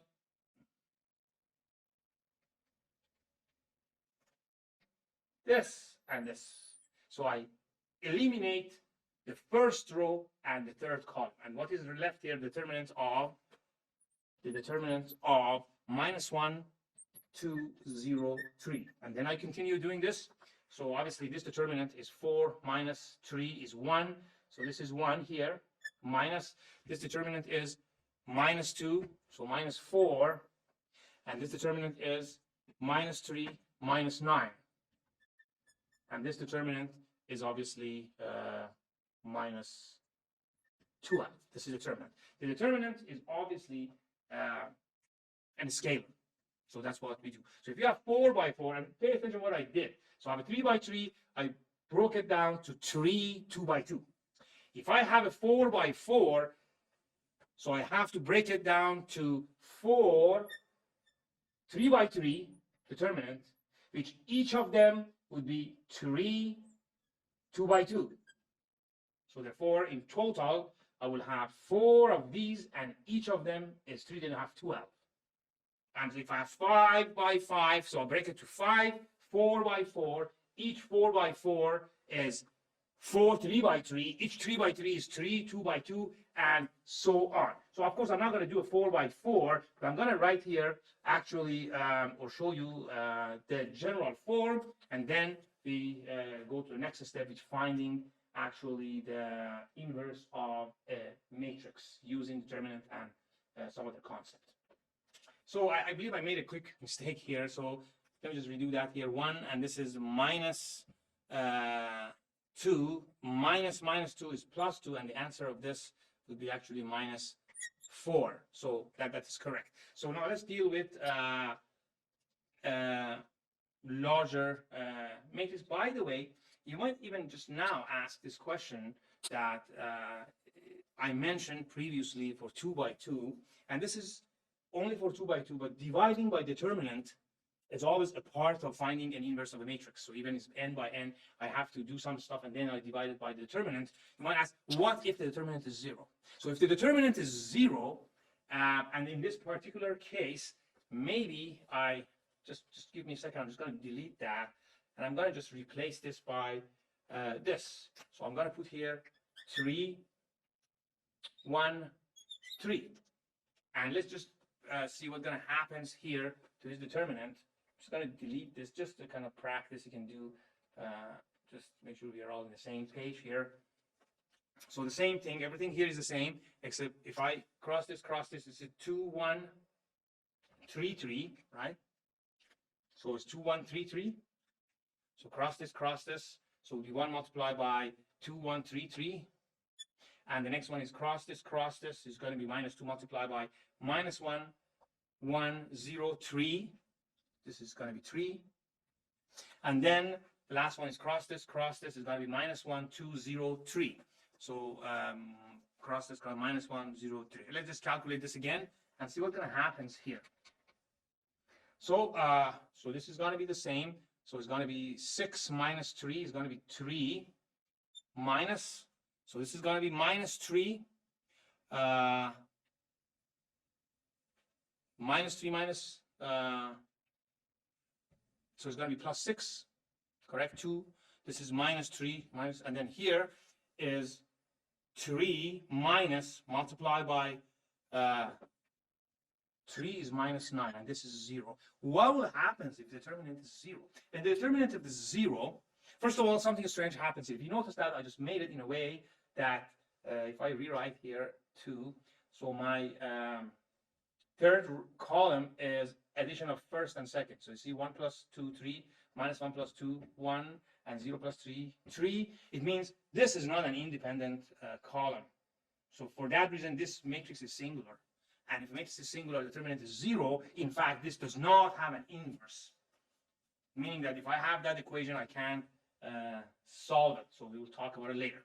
But this was an example. So if you ever come up with a matrix that determinant is 0, so it means that the matrix doesn't have inverse or is not invertible. And if you want to set up a set of equation with no answer, you make it in a way that actually the matrix of augmented matrix become singular, determinant is 0, then you won't have any answer. If you want to avoid that, then you have to avoid to have a set of equation in a way that you get a singular augmented matrix. So this is as far as we have here.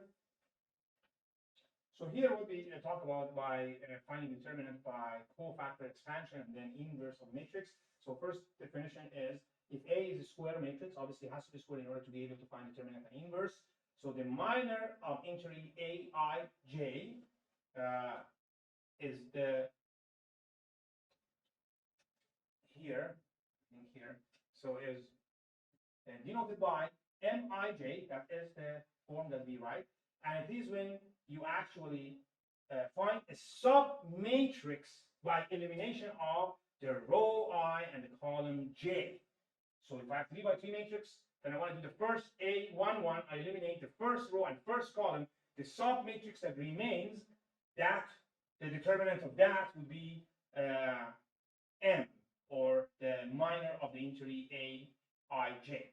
And of course, if you want to find the cofactor of that member, which is a Cij, you also have to add this notation, which is, we talk about that, whether positive or negative depends on A, I plus J. If this is even number, the sign is positive. If it's odd number, the sign is negative. And then that would be the cofactor.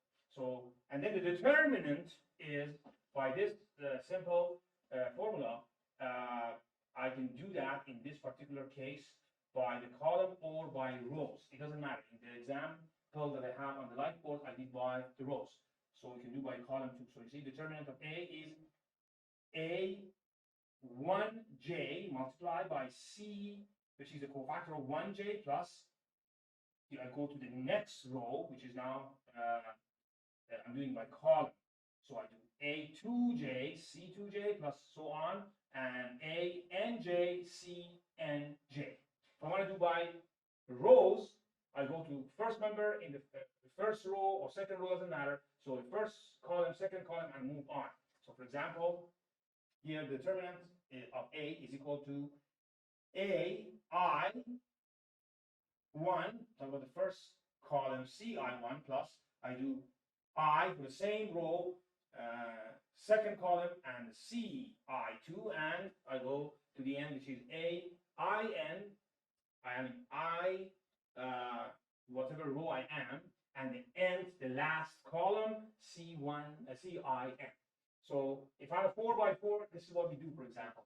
So let's say, for example, if I want to deal with the second row and third column, I eliminate that, and M23, which is the second row, third column, is the remaining or the sub-determinant of the sub-matrix of the green one. So 1, 1, 1, 2, 1, 4, and then 3, 1, 3, 2, 3, 4, 4, 1, 4, 2, and 4, 4. And of course, this is a 3 by 3 determinant. I have to break it down to 2 by 2 determinant.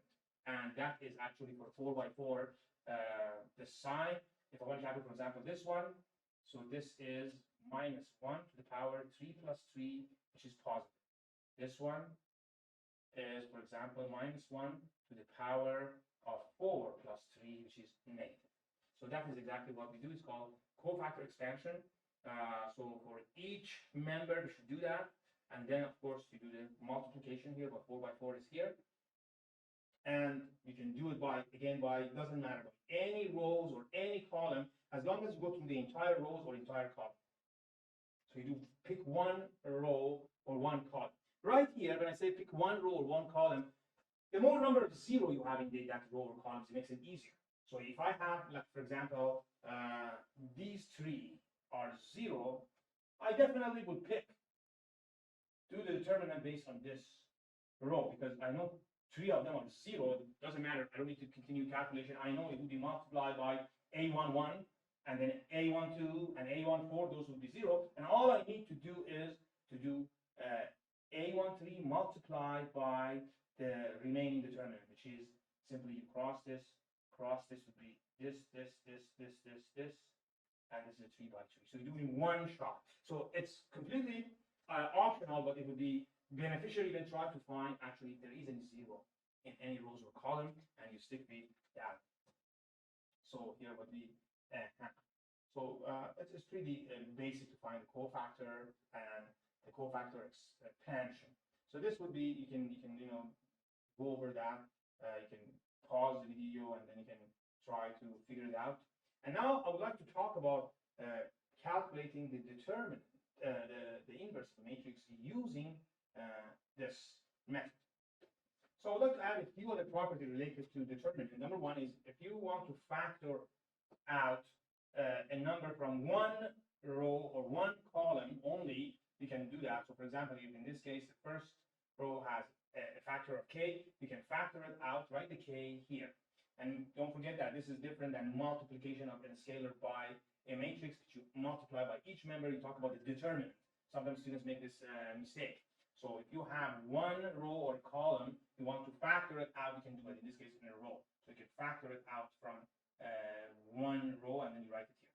The next one is, if you are switching one row with the next row, or one column with the left or right column, so even you want a middle row, you go one row above or below, obviously you are changing those minus 1 to the power I plus j. That's why you have to multiply by minus. So you can see that here. Here's my normal matrix here I have. And if I want to switch the first row and second row, that just swap them, I have to add a minus here. And last but not least, this is the important one. That's how you can make perhaps some zero members to make your calculation easier, is I can multiply one row or column by a number and then add or subtract from the next row or column. So for example, in this case, I multiply k by the second row and add it to the first row. And these are some very useful tips. Let's see what I did here. Now, you see you have, for example, a matrix, and I'm going to find the determinant of the matrix. First of all, I try to actually use, in a way, make it to have as many as 0 in one column, and then I do, for example, for that column or row. So I switch simply the first and second rows, and I do multiply. Right away, I can see that I can factor out 3 from here. So minus 3 become 1, minus 2, and 3. So I'm at this stage here. So the next thing I want to do is I simply want to make this 0. In order to make this one 0, I multiply this by minus 2 and add it to the third column. So multiply. So again, R3 is equal to R3 minus 2R1. And minus 2 plus 2 becomes 0. Minus 2 plus 6, 10. And minus 2 multiplied by 3 minus 6 plus 1, 5. So I get to this point here. And the next thing I want to do, I want to eliminate this 10, and I make it 0. So I multiply the second rows by minus 10 and add it to the third row. So again, in this case here, third row is equal to third row minus 10 second row. So what do we have here? 0 stays here. So minus 10 plus 10 is becomes 0. Minus 10 by 5 minus 50 plus minus 5 minus 55. And then here, see what I do? I'm going to factor out 55. And I get to this finally matrix or determinant in this case. And then all I need to do is I do it for this column, first, second, and third rows, column 1. So these two are 0. I don't need to worry. I only do this, the first one, 1, to cross this, it would be 1 multiplied by the determinant of this, which is equal to this multiplied by this, which is 1, minus 5 multiplied by 0, which is 0. So the determinant is 1, and all I have here is actually simply minus 3 multiplied by minus 55, which the answer is 165. It would have been much more difficult if you want to do it in here. So these are the actual operation that you can do in order to simplify your determinant calculation. Cover one example here. For example, C, which is a 4 by 3 matrix, right away is non-square matrix, does not have a determinant.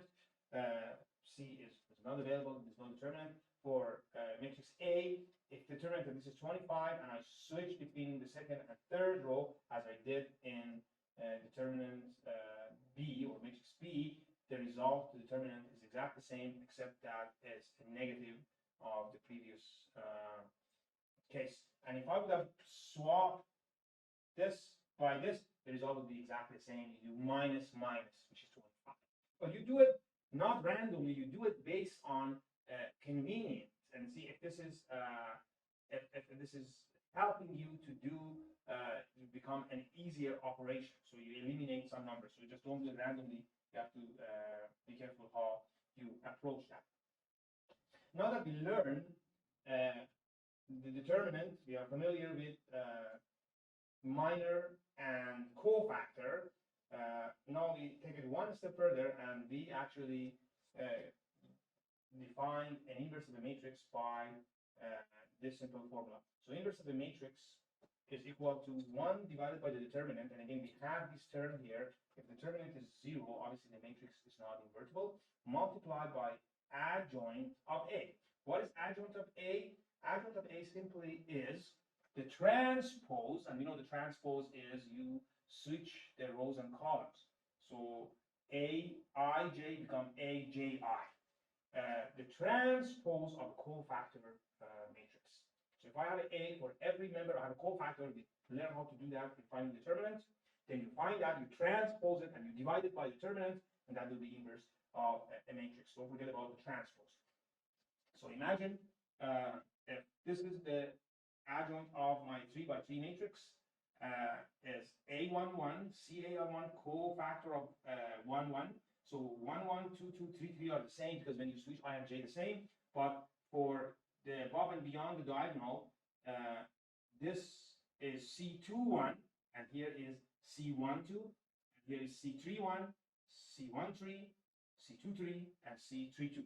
Let's just do a simple example. This is my matrix. It's much faster here than writing in the whiteboard. So this is my matrix. If I want to calculate that, obviously, I have to find a cofactor of A11. And what is a cofactor? Obviously, for A11 is simply you cross this, is this multiplied by this, which is 6, minus 1 multiplied by 2, which is 2. So it's 4. 6 minus 2 is 4, and multiplied by this is the sign of positive. So here is what we did here. So I have another matrix here. Is it the same matrix? The same matrix. So I have it here, and I do 1 by 1. So C11 is 4. So C13 is this one, for example. So you cross this, and C13. C13 is, you have to think about here. So cross this, and it's equal to 4 minus 12, which is minus 8. The next one is C21, so you stick with the A. So 21 means second row, first column. You're crossing this. So what you have here is 4, 1, 2, 2, and is a negative sign because now you have 2, 1 is minus 1 to the power 3. And this is 8 minus 2 minus 6. And then for 2, 2 is a positive. You cross this is 1, 1, 4, 2. And that is determinants minus 2. And you continue doing for all members. And then here is basically you have 1, 1, 2, 1, 3, 1. And then the next ones are these ones. And the next one is this one here. So here is your first row, second row, third row. This is the transpose of the A cofactor matrix, or cofactor of A.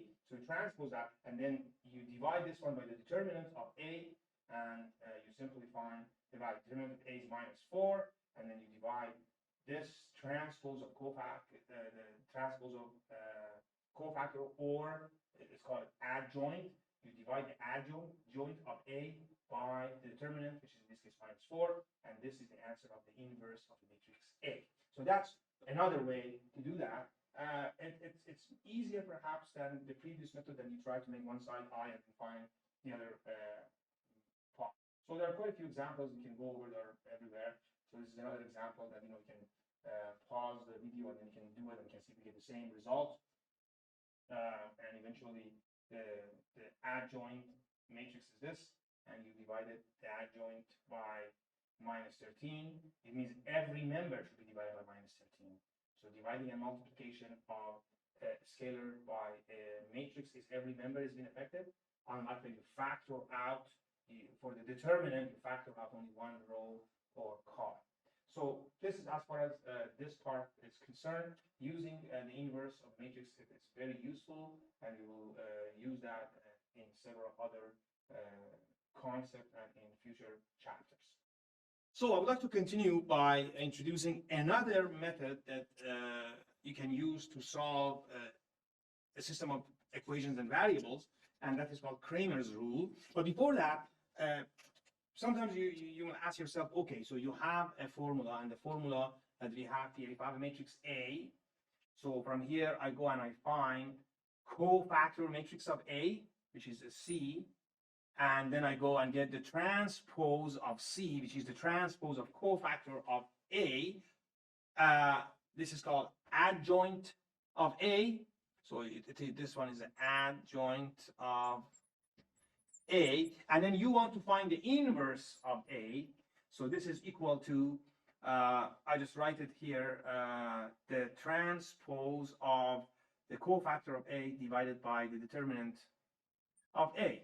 So, I mean, proving this is not that hard, not that you really need to, you just can study the root without picking up the fruit. But if you want to find how to actually prove that, so what I'm going to do is simply, is if I want to write here A inverse A is equal to what? I.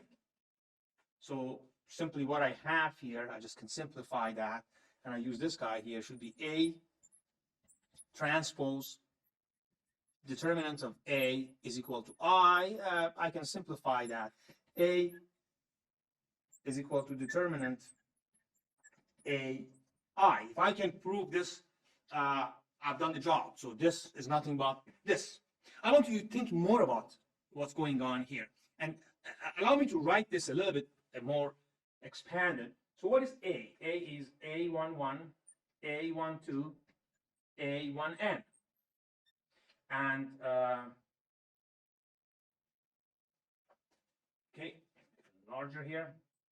The next one is A21, A22, and A2n.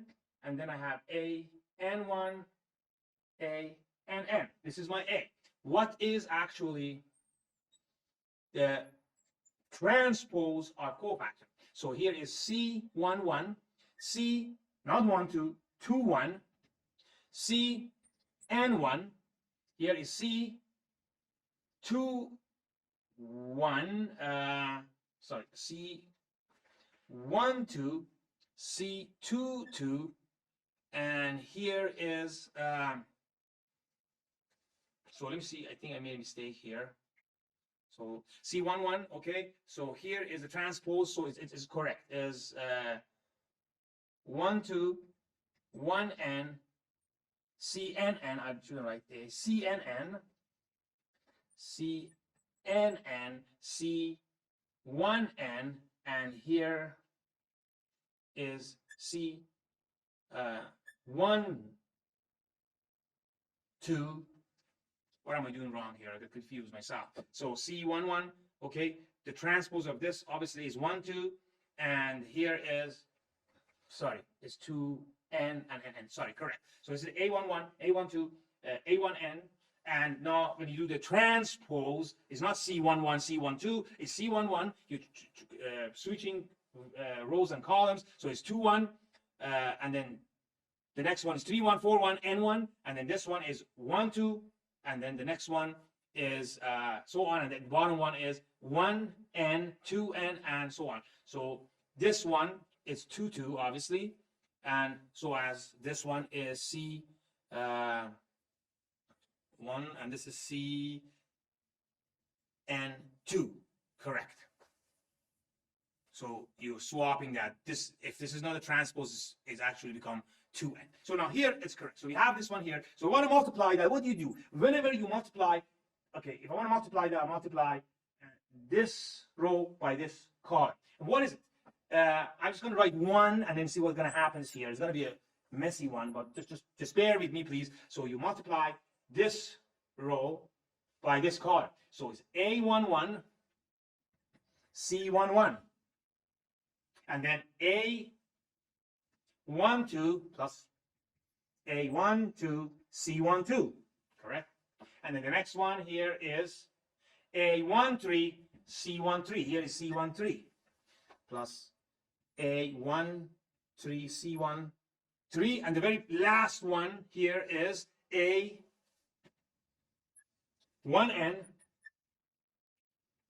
C1n. What is this? This is actually the determinant of A. Remember that? You do either for one row or for a column. So this the whole thing is the determinant of A. That's exactly the definition. I can delete that here. And this is the first member, by the way. So this is obviously an n by n matrix. So this is the determinant A. What about second one? What am I do? I want to find this A22 in this. So I do the second row by the second column. Bloody marvelous. A21, C21, A22, C22, A23, C23. And here is also the determinant of A. So maybe just write it a little smaller here. So right here is the determinant of A. And all of them are determinant of A. So now, I want to know what are these guys here. Well, in that case is, if I want to find, for example, what's going on here, I do multiplication of these two matrices is first row by the second column. So what is that? A11, C21.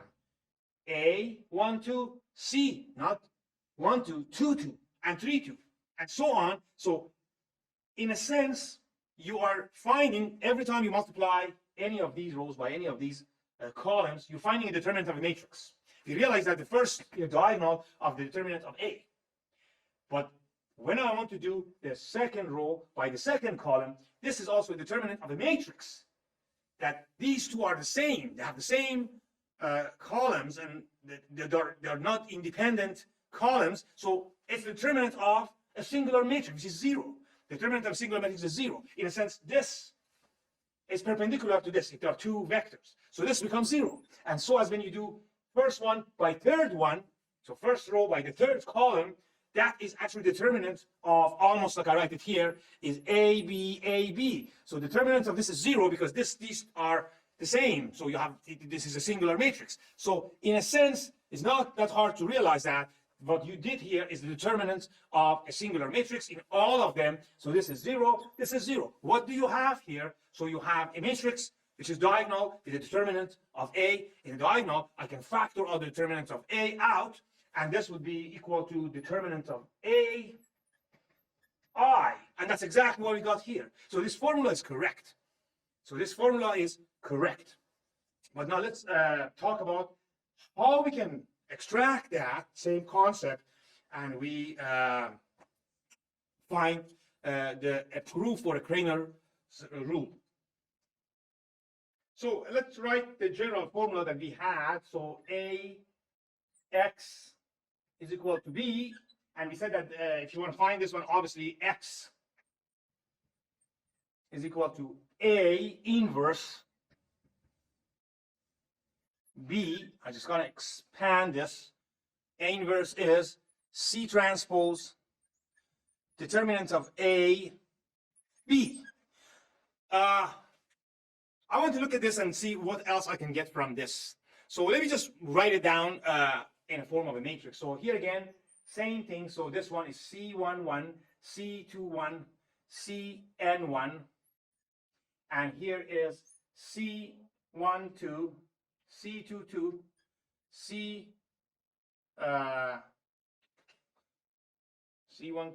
C, and here is it become N2, and here is C1n, C2n, and Cnn. So this is the transpose of the cofactor. So this is the transpose. I'm not writing the transpose here, but I could write and then I can transpose. You can see that if I put this one this way and swap it there, would have get the cofactor.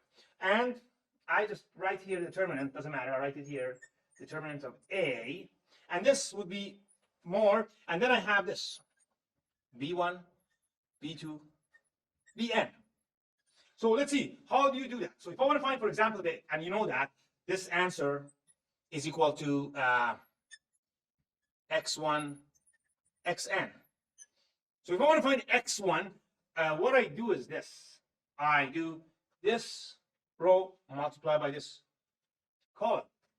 Okay, what do I get? So let me just write here from here, and then this is, yeah.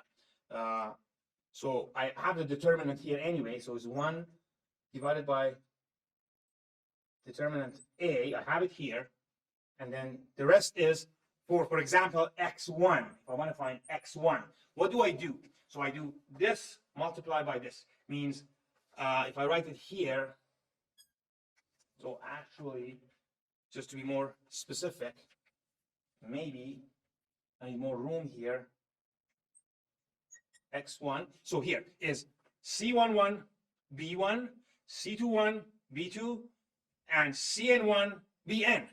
What is this? Let me write here C11, B1, or I maybe write it actually the other way around. B1, doesn't matter.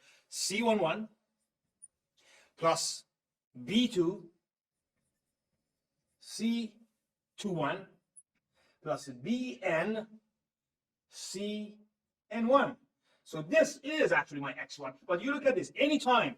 Remember that this is a determinant of a matrix, whatever this matrix is. This is a determinant of a matrix B. I want to find what is B, or call it B1.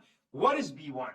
Well, B1 is a matrix that first row, first member is B1. The second row, first member is B2. N row, first member is Bn. And the rest of them is actually the matrix of A. So see C11, C21, and so on. So in a sense, this multiplied by this is the determinant. This multiplied by this divided by this is X1. This multiplied by this divided by this is X2. This multiplied by this divided by determinant A is Xn. But this itself is this matrix. I write it here. Maybe different color if I can. So this B1 is equal to B1, B2, Bn, and then the rest is matrix of A. So A, 1, 2, A, 1n, A, 2, 2, A, 2n, and A, n2, A, nn. You want to find the determinant of this. How do you do it? So I want to do by column. Cross this, cross this. What do you get? This multiplied by determinant of here. You have to find obviously the cofactor of that, and you can see that here. And then this, you do cross this would be this multiplied by this guy. And it means that this B1 is nothing but matrix A, which was this matrix, except you're replacing the first column with B1. If you want to find X2, so you will have the same matrix, except you're replacing the second column by B1, B, the whole B. And the Xn you want to find, you find the determinant of a matrix that it's exactly like an A, however, you replaced the last column by B. You find that determinant divided by determinant of A. So that's actually how the Cramer's rule works. It's very simple. I will have an example right after here, but I want you to understand that how you get. In a sense, if I delete that here,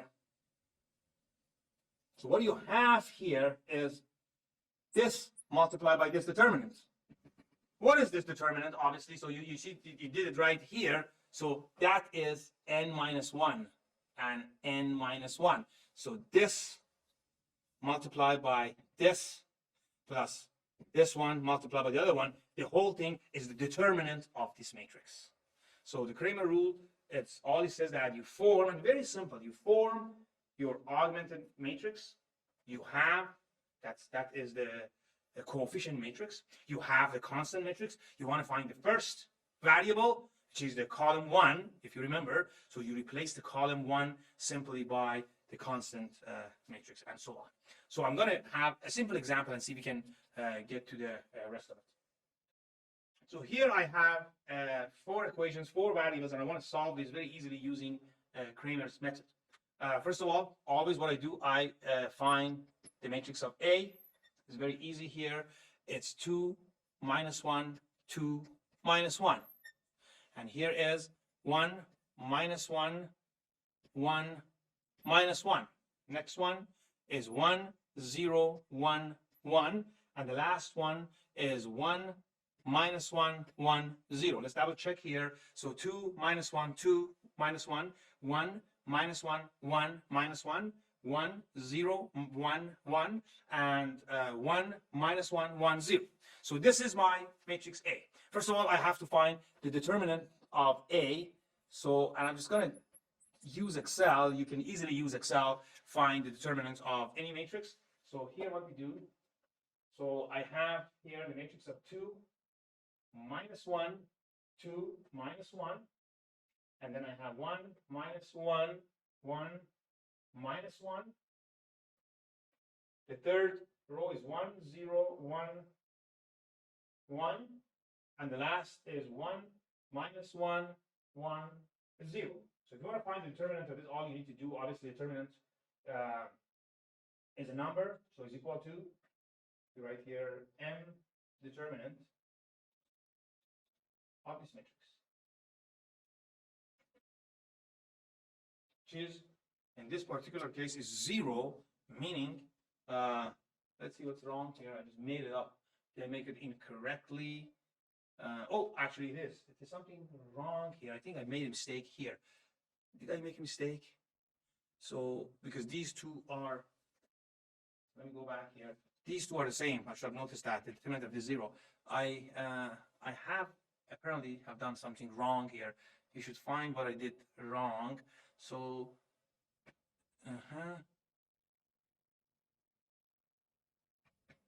so these are independent or not.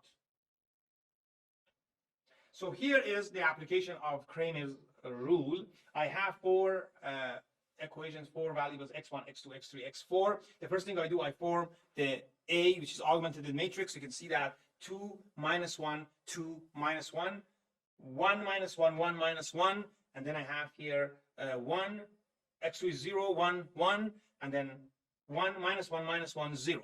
And you have to pay attention that you have to have somehow, in a way that this is not a singular matrix, you have the determinant of this. So first you calculate the determinant of the augmented matrix, and this is can be done easily. You can use Excel, for example. Here is my matrix. Let me check. It's 2, minus 1, 2, minus 1, 1, minus 1, 1, minus 1, 1, 0, 1, 1, and 1, minus 1, minus 1.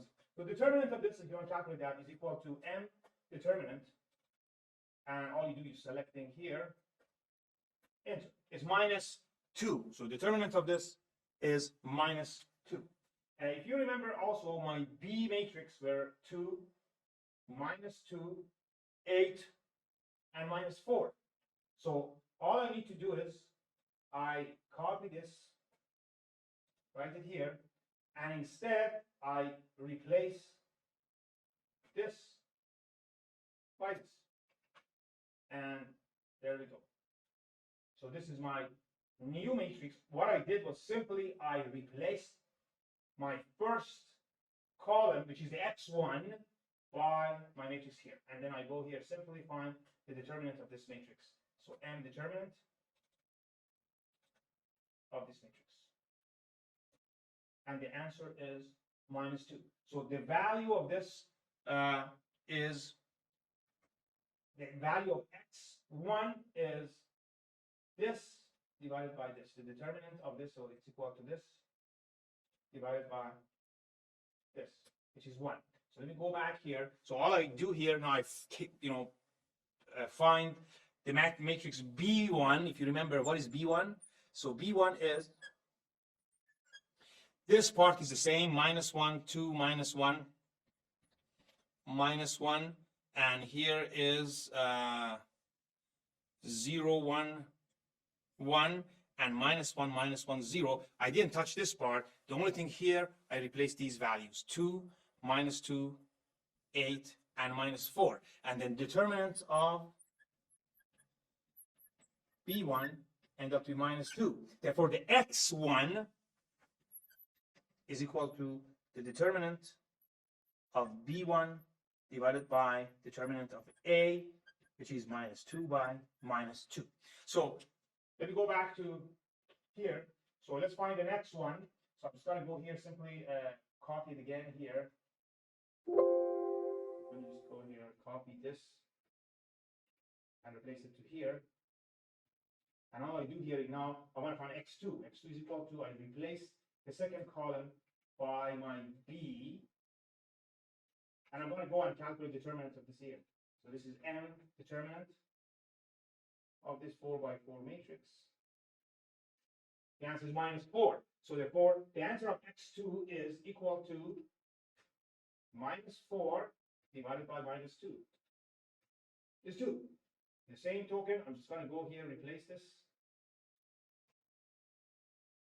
here.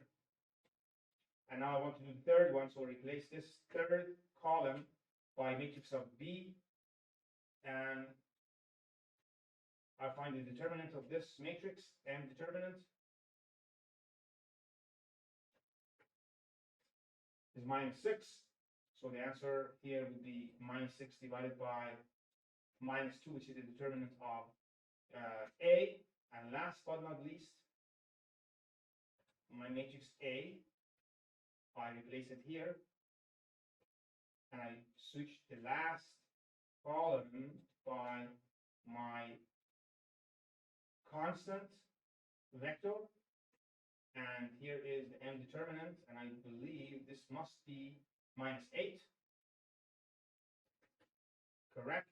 And the answer of this is -8 divided by 2, which is 4. So the answer of x1, x2, x3, and x4 are 1, 2, 3, 4, and you can replace it here, and you can simply see the answer is correct. So you have to be careful here that none of these columns and rows are dependent on the other one. Otherwise, your matrix become a singular matrix, and you cannot you cannot solve it through this method. So this is very simple. Okay, in a sense, if you not obviously using calculators that allows you to use linear algebra functions. So, but outside of linear algebra, if you want to, for example, simply do a 6 by 6 matrix, so easy. You do only 6 or 7 determinant. So you determinant of A and 6 determinants, and then you will simply, by having these 7 numbers, you can simply calculate, you can obtain the answers to 6 equations, 6 variables. It would be extremely hard by elimination. It would be hard by finding the inverse, perhaps, if you want to do, but the easiest way would be using the Cramer's rule. So I think this should be enough as far as the Cramer rules is concerned, and much more into it. We can talk about some other applications, but we should go to the next concept, which is the vector space. A few other determinant related concepts that can be used. One is finding the area of a parallelogram. So imagine that you are in a 2-dimensional space, and this is you have 2 vectors here, and this is A, B, and this is C, D. Obviously, the area created by this parallelogram is this area. It's AD minus CB, which is exactly what is the determinant of a matrix that we have A, B, and CD as the 2 vectors that we have created here. So this is AB and this is CD. So if this is equal to A, so determinant of A is equal to determinant of this matrix, which is equal to AD minus CB, and the absolute value of this is the area created by these 2 vectors. So we talk about this area. If I maybe delete this part, this is the area we are talking about. And this could be done in 2D. So if you want to also calculate the volume created by 3 vectors, and for that, maybe I just have a simple schematic here. So imagine this is Z, Y, and X, and I have these 3 vectors, so one here, and I just make the other one a different color just to make it more clear. Maybe this. So if you call this one U, V, and W, U, V, and W, so if U is U1, U2, U3, and V is V1, V2, and V3, and W is equal to W1, W2, W3. So if we want to find the volume of this parallel pipette, so it's actually, if I want to draw it, so you have this, and then you're just coming up like this, and then it's going to be a volume shape like this. So you go this side here, and then this is going the same. So this is the volume of this shape here. So if you created this volume, so you talk about this volume created here is equal to, so if you want to do it in terms of the vector cross and dot products, it's actually the volume is equal to the cross products of u v, more vu, and then the dot products of w, and then this is equal to I, j, k, v1, v2, v3, and u1, u2, u3, and this then you have to do the dot products of w1, w2, w3, which actually will be the determinant of, if I have enough space here, so that would be the determinant of v1, v2, v3, u1, u2, u3, and w1, w2, w3, and of course the absolute value of that. What is the unit? Obviously, if these are per meter, this is going to be meter cube. If they are inches, inch cube, and so on. So here is what we actually can figure it out here. So maybe I just delete that and make it a little more clear here, because those three vectors was on the way. So if I have, let's say, this vector and this vector, and then you do have to have the parallelogram here. So you go like this, you go like this, and then you go like this, like this, like this, and the volume of the shape would be, that is the volume that you have here. You can see that this volume created by these is equal to this determinant. That's another application. There are a few properties we talk about when you have the determinant. One of them is very important, and that is when you are switching two rows or columns, only one, like you go left or right or up or down. Of course, the value of determinant, absolute value, remains the same, but there would be a sign, so it would be negative or positive. If you move twice, if you're from first row become the third row, it doesn't change because of the negative of the negative. So this could be very useful when you are actually using the determinant. So the next thing I would like to talk about is changing the basis. So maybe I erase the board, and then we can continue. So let's continue with talking about the changing the basis. So when you are in a Cartesian, let's say a two-dimensional, obviously you are dealing with I and j, and here is your matrix of transferring any points in this space. It's I and it's j. So this is I, this is j. So if, for example, I want to present a point of 2 and 2, so obviously I multiply that by 2, 2, and the answer is obviously is 2, 2. So this is the identity matrix. But the question is, do I have to stick with this? Of course, there's a reason that we use I and j, because they are perpendicular, and it makes it very easier. You multiply, you add, and especially in statics, you know, when you talk about the forces. But this is not really a requirement. Sometimes depends on the problems. You might need to change this.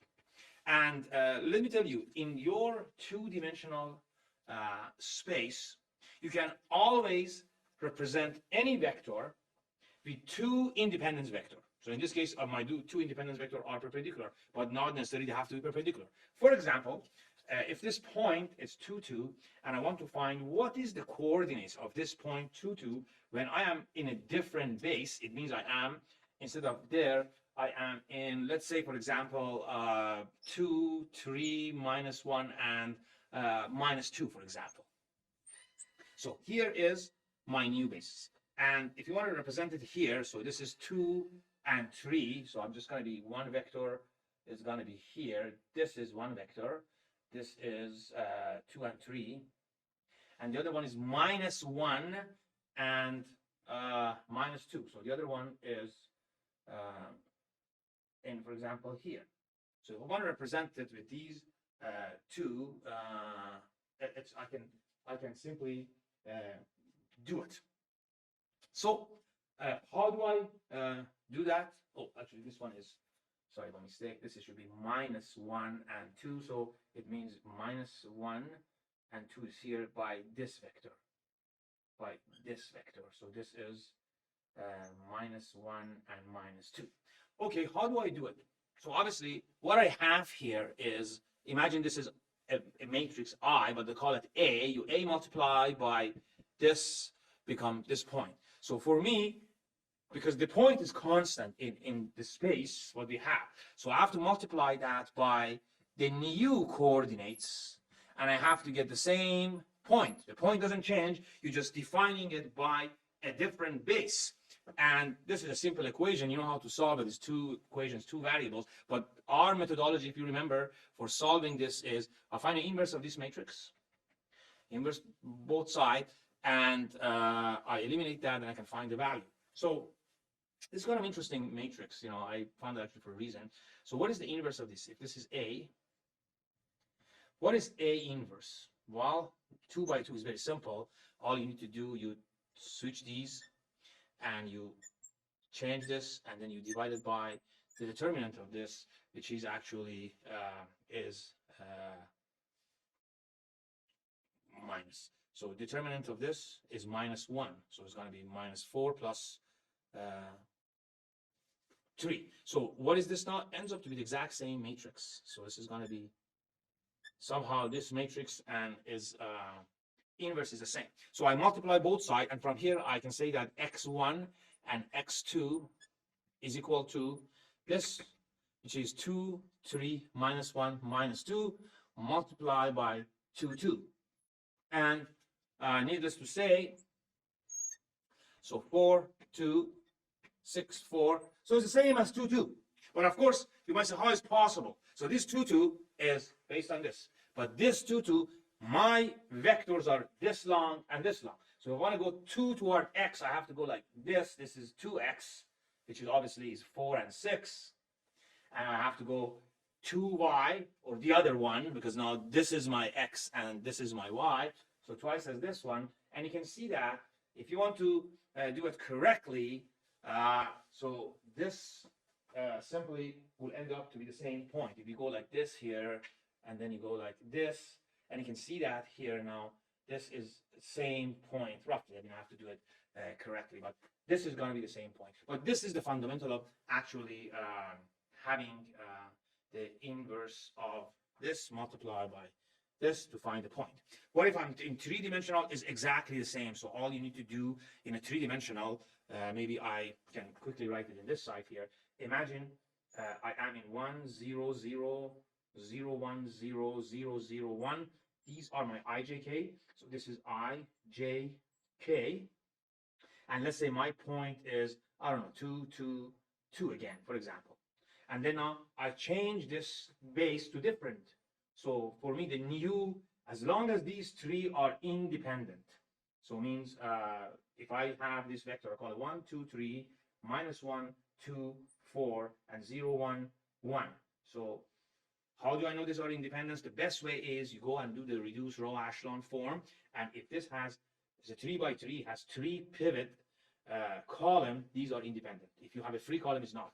But this is your new A, and then you find the inverse of this, and you multiply it by x1, x2, x3, and then equal to 2, 2, 2. So if this is A, I write here A inverse multiply by this 2, 2, 2, and bear in mind this is going to be 3 by 3. This is 3 by 1, and the answer is my new coordinate based on my new 3 vectors. So this is all you need to do. So it could be 4-dimensional and so on. If you follow the same thing, very simple. Now you might ask, why do I use changing in bases? That could be has lots of applications, especially for sometimes you want to get out from this 3 orthogonal vectors. It makes some problems easier to deal with. So this is a very simple concept. So all you need to do is you have to make sure this 3 vector or whatever vectors you have, obviously in this case it has to be in a square, otherwise it doesn't have an inverse. This is square. Matrix should have n by n independent vectors. What if not independent? Obviously, if it's not independent, you cannot do that. It does not cover the entire span of the area or the space you are dealing with. Imagine that this is my vector, for example. Let's call it 3, 3. And my 2 vectors that used to be this is this. So these 2 vectors, as you can see that here, these are not independent. I'm dealing with only 1 vector. So it's the same thing, 2 and 3. So 2 and 3 is this vector, and then I have minus 2 and 3, which is exactly coming down in this case here. This is minus 2 and 3. So obviously with these 2 vectors, which are 1 vector in a sense different direction, I will be only able to present all the vectors in 1 dimension, which is along with the vector 2, 3.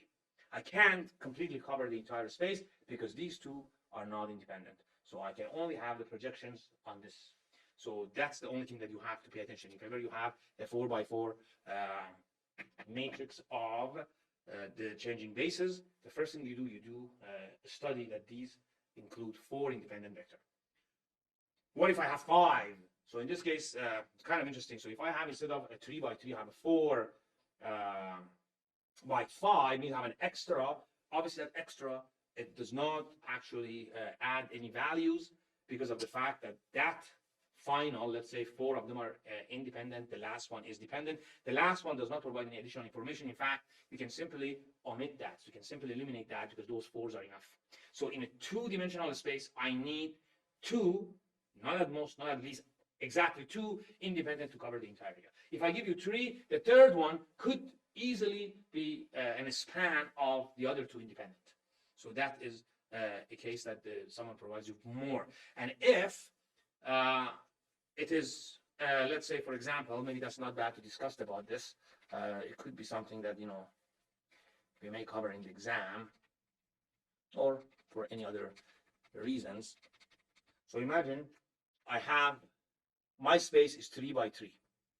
And then here I have 1, 2, 3, 4, 4, 3, 4, this is 3 by 4. So I have 4 columns of 3 rows. So these are 4 vectors. So if someone asks you, represent this by this, so first thing you need to do is you identify which of them are independent, or which one in this case is dependent. So if you have this one has pivot column, pivot column, pivot column, you realize that this one is actually not providing additional information. You can simply delete that, and then now you end up with having a 3 by 3 matrix, which can easily represent any vector in a 3D space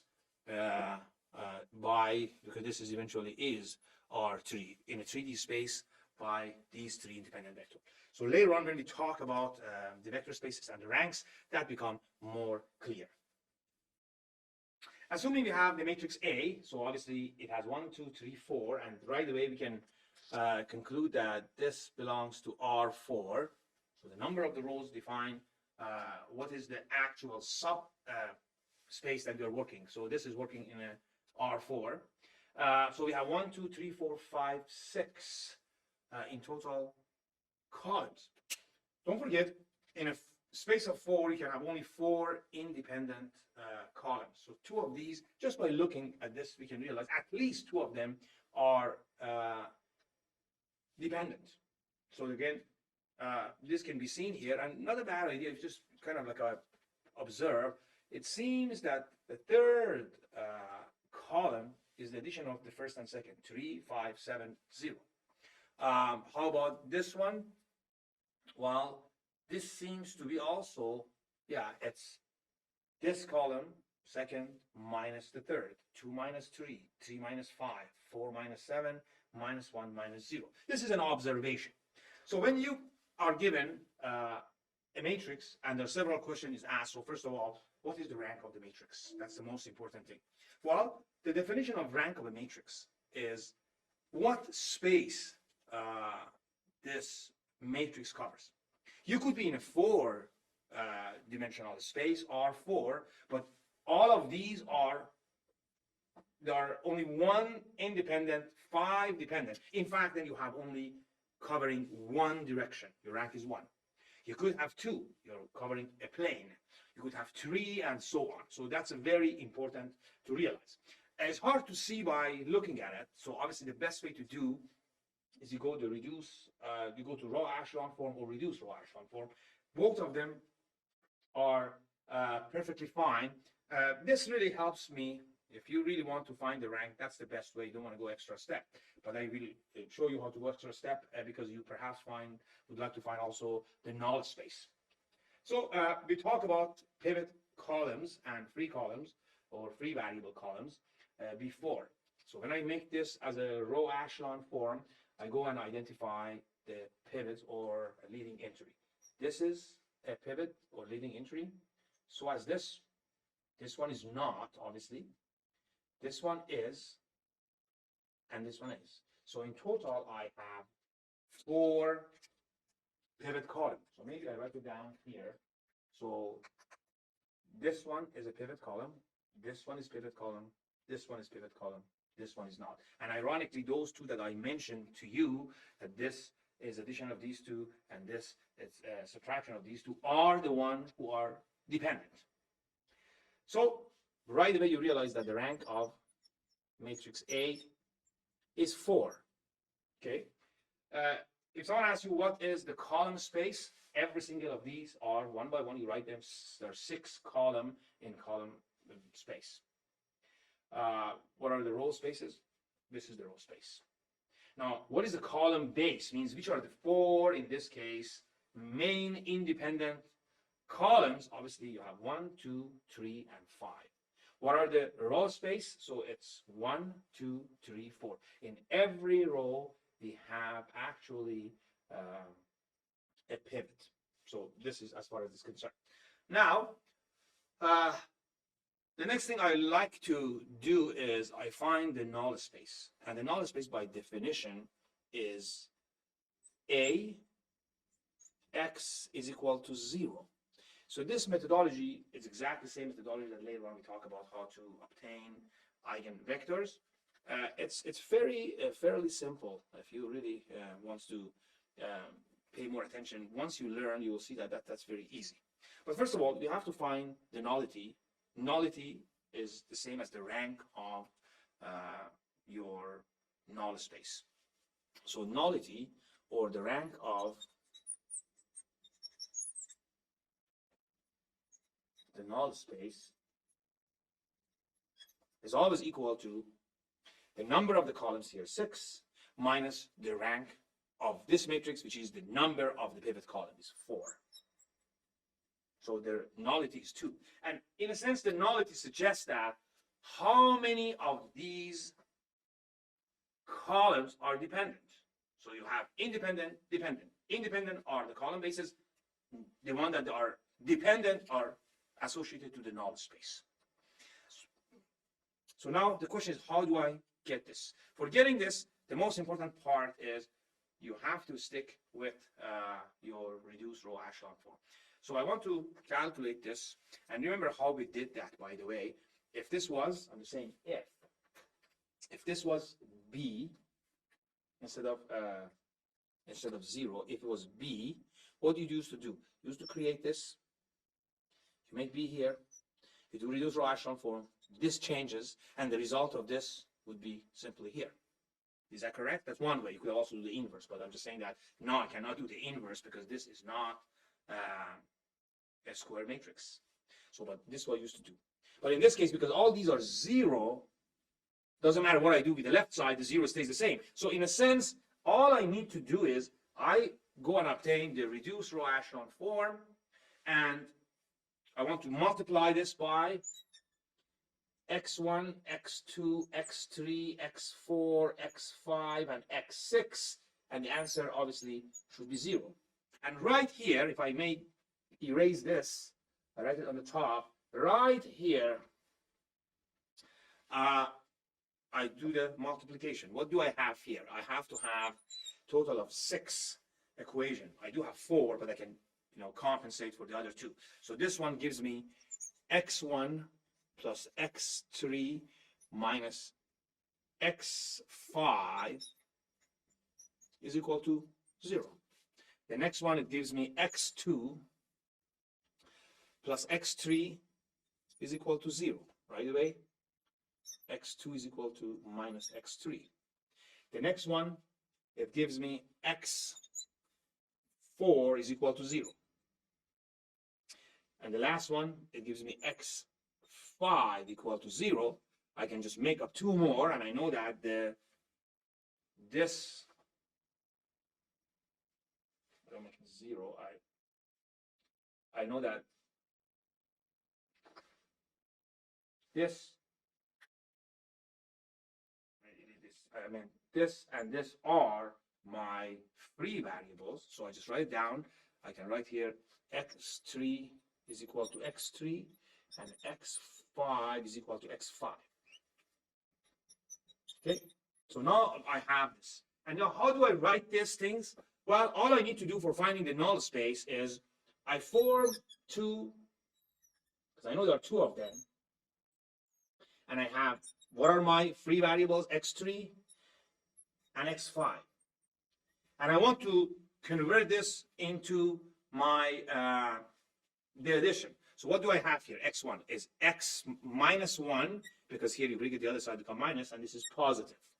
How about here for x2? So x2 obviously in this case is minus 1x3. And here's obviously nothing there.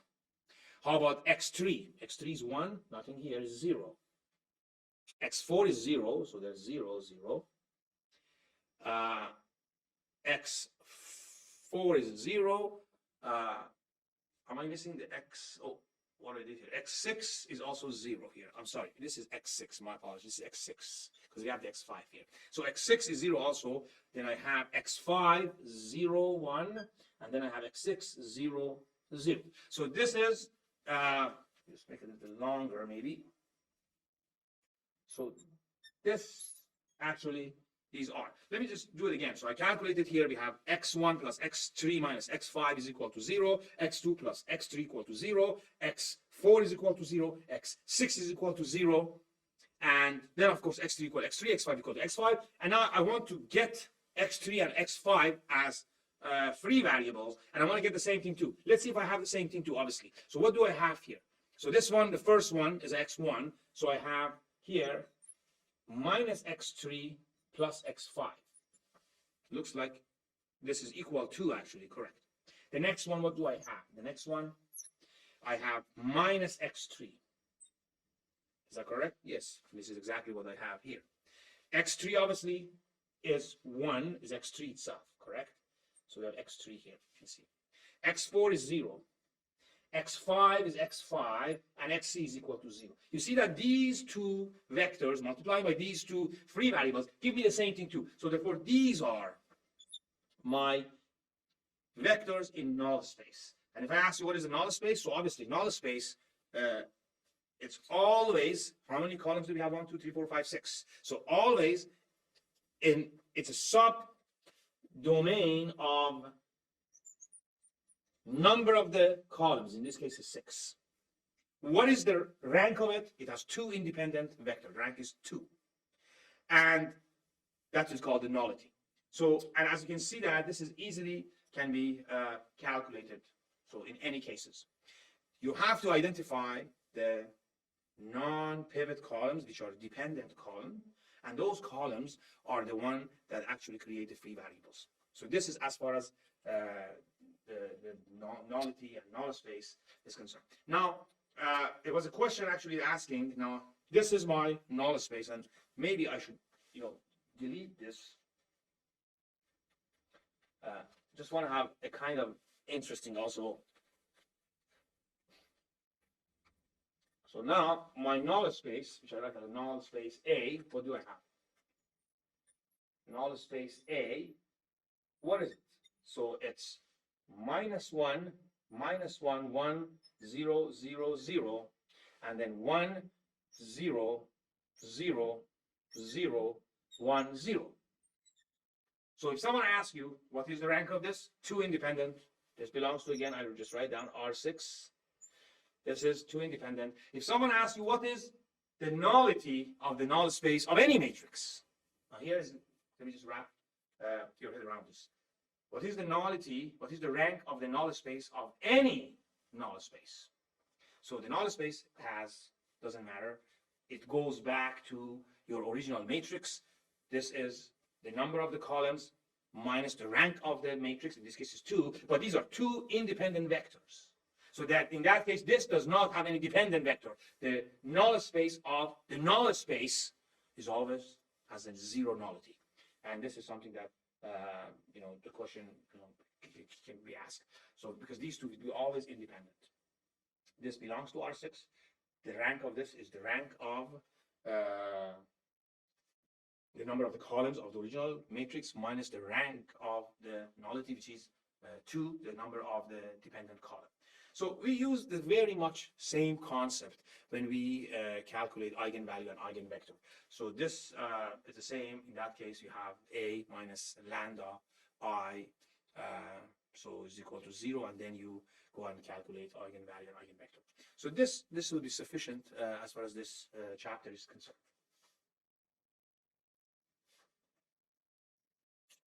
So we continue with a new concept, which is the projection. It's very important, and actually we need this basis for talking about the least square method. We are familiar with the projection. So imagine I have a vector B. B is 3, 3. And I have a direction, which is a vector A, is 5, 2. This is a complete vector. And I want to project, and this is a 2D, we can expand it to a 3-dimensional. I have this vector, I want to project it on a direction. Well, we can do simply the dot products, which is this vector multiplied by the cosine of the angle. That's the length of the projection. And you multiply that, a scalar, by the direction. You can easily find the projection vector, which is P here. So let's just reintroduce. We have A, a vector of direction. We have B, a vector we want to project it on A. P is the vector of the projection. And we have also another vector E. In this case, we call it error. Right away, we realize that P plus E is equal to B, or E equal to P minus B minus P. But before that, something very simple, but sometimes students have a little problem to understand it, is if I have 2 vectors, and A and B, and I can see that these 2 vectors are obviously orthogonal, and the reason is the dot products of them is equal to 0. 1 plus 1 minus 2 is equal to 0. I can write this in another form. I can say that if these 2 are perpendicular, A transpose B is equal to 0. And it's very simple. We can say that A transpose is this, and B is this. And the answer of this, which is 1 by 3 multiplied by 3 by 1 is 1 by 1 scalar, is equal to 0. So we can simply use that transpose of the first one multiplied by the second one. It should be 0. So this is a very simple concept. I can maybe quickly delete this and then continue writing a few simple equations, and then we get to an example that perhaps will help you to understand the methodology that we have. So we realize in this particular scenario, A is perpendicular to E. So if A is perpendicular to E, we can see that here. I'm going to write here, first of all, B is equal to P plus E, which means E is equal to B minus P. That's given. So I know that these 2, E and A, so A is perpendicular to E, meaning A transpose E is equal to 0. What is E, by the way? So I continue to write here, A transpose B minus P. By the way, what is P? P is the vector which is equal to a number multiplied by this value. So let's call it x hat A. That's clear, correct? So x hat A. And this is obviously you can swap that A x hat. So I replace that here and expand it, see what I would like to get. So here is, so A transpose B minus x hat A transpose A. And from here, I can find the x hat, which is equal to simply this divided by this. Correct? So this is the x hat. So this is, in a sense, the magnitude that has to be multiplied by the A to get that P. So this is a very simple formula. But however, have this, and then let's go one further step. I do know that P, which is the vector of the projection, is equal to a matrix multiplied by B, correct? So that's exactly what we have here. Now, you compare here, and then you realize that the matrix of the projection, so in this case, obviously, is a 2 by 2 matrix, can be found here, and then you multiply that by this vector, and it gives you the vector of the projection. Allow me to just have this example here. You can see that here 3, 3, 5, 2. B is 3, 3. A is 5, 2. I'm just going to go and do this once, and then see what's the answer, and then get back and do it different way. So let's just talk about this term here. So this is B transpose A. So B is 2 by 1, and when you transpose it, become 1 by 2. So it becomes 5, 2, and you multiply it by 5, 2. It's going to be in a scalar 29.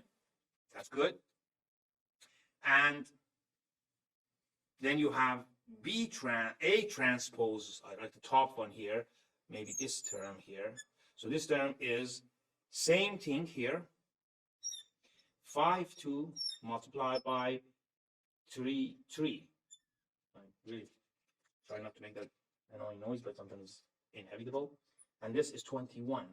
What do I get here? So I got the fact that this x hat is 21 divided by, so x hat here is 21 divided by 29. And based on what we have, if I multiply the x hat by A, I will get the vector of the projection. So all I need to do is, so I do x hat 21 divided by 29. This is a scalar. And it would be multiplied by the vector of projection. So this is 5, 2. And what do I get here? This obviously becomes a vector. And the answer is 105, 42, 1 over 29. So this is basically the vector of P. Right away, I can also calculate E because I have this and I have the other one. So I can calculate what is E. That is very simple. Now let's just have here, and I'm going to perhaps delete some parts and add a little bit on this side here. So this was our the actual matrix of projection. I'm going to work on this one here and replace x hat with the formula I found. So, and then obviously I know that P, so this P is the actual matrix of transformation, in this case is projection, is equal to P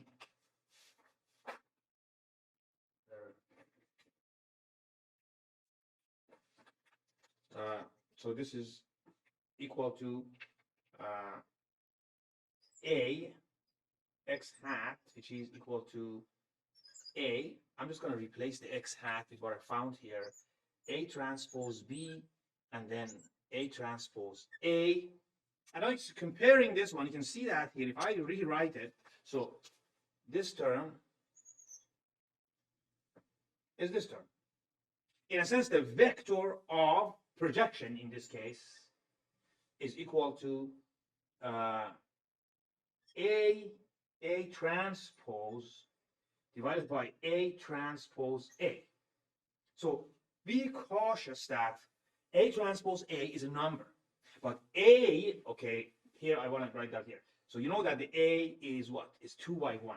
Transpose of that is 1 by 2. 1 by 2, 2 by 1.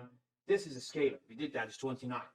But A multiplied by A transpose, so this is a 2 by 1, and that's 1 by 2. This would be a 2 by 2 matrix. Let me calculate this right here, if I may. So let me just see here. Let's try to do it in this corner. So I have this multiplied by its transpose. Maybe I don't. Let's just do it, and then it's easier. So, okay. So here is 5 2 divided by 29. And what is it? Well, so this is a 4 by 4, 2 by 1, 1 by 2, and this 4 by 4 is 25. So this by this 10, 10, 4 divided by 29. So this is the P, correct? Yes. And then if I really want to find my P, maybe I delete this part. I should have done it, but I'm just writing it here. So I have this matrix, which is 25, 10, 10, 4, 1 over 29. I multiply that by my own point B, and here is, let's see what I get here. So this is this multiplied by this plus this multiplied by this. So that is 105. So it's 75 plus 30, and then I have 42, correct? 1 over 29. And you can see that these two are the same. So obviously, this seems to be easier, but then you go to the larger dimensions, all you need to do, and again, for this particular case, yes, it's easier because you know the vector. But what if you have hundreds of vectors? So the best way is, so you realize that this is important, is you find the projection matrix. This is the projection matrix is this guy. You see that? This guy is independent of any B. You find this one matrix, and then any B you have, you just simply do this multiplication. Versus for every B you come and you do this here. So that is just, you have to be doing for every single B. So that's what we have. So this is something that you have to remember. So the best way is to find the projection or transformation matrix, and then all you need to do is the transformation matrix multiplied by the original matrix vector that you want to find the projection. It gives you simply the projection on A. So this is given. Now I'm going to expand that to a three-dimensional case, which is pretty much the same.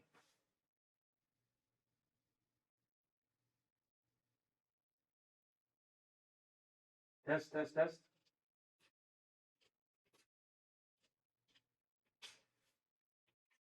Now we want to expand what we talk about in one-dimensional, because we're projecting a vector in a 2D on a direction to a 3D vector on a plane. So obviously in that case, if you want to have one vector to be projected on a plane, you have to pick two vectors on that plane, and this vector has to be perpendicular to both of those vectors. And that's exactly what we have here. So I have vector B. I have two vectors, don't have to be perpendicular, but you have two vectors on the plane, and I want to project the B on the plane. So obviously, I can just write the same thing that we had, except the fact that now I can't really just divide. There's no scalar here. So if I want to write these things down, so you realize that A transpose multiplied by E, which is this guy, is equal to 0. And again, instead of E, I can always write B vector minus A. That x hat, which is that ratio that we had there, x hat, okay? Let's see what else I can do here. So obviously, I'm going to expand this here, write it down here. So this is going to be A transpose B is equal to A transpose A x hat. Previously, I just said that x hat is this divided by this, but I can't do here because these are not numbers or there is no scalar here. The only way that I can eliminate this part is I multiply both sides by inverse of this. So I do have here A transpose A inverse A transpose, and then I'll multiply this become x hat. So it's A transpose A inverse of that, A transpose is equal to x. And do you remember also what was actually the P? The P, which is the vector of the projection here, is equal to A x hat. Okay. On the other hand, also P is equal to the projection matrix B. So let's see what I can do here now. I can simply multiply this. Correct. I multiply this by A, and I get my projection. So my projection here is A multiplied by A transpose A inverse A transpose, and this is what I have simply as my the projection matrix. Let's just think about this a little bit. I like to just maybe study that. You might say, well, let us expand this here. You see, this is possible. I'm going to get something out of it. So we know how to distribute the inverse. So I'm just going to write here A inverse A transpose inverse. This inverse is here. A transpose. Well, I can simply, this is A inverse, right? I can take this parenthesis from here, and I can just say that, well, this thing is I. Oh, interesting. This thing is also I. A transpose inverse A transpose, I.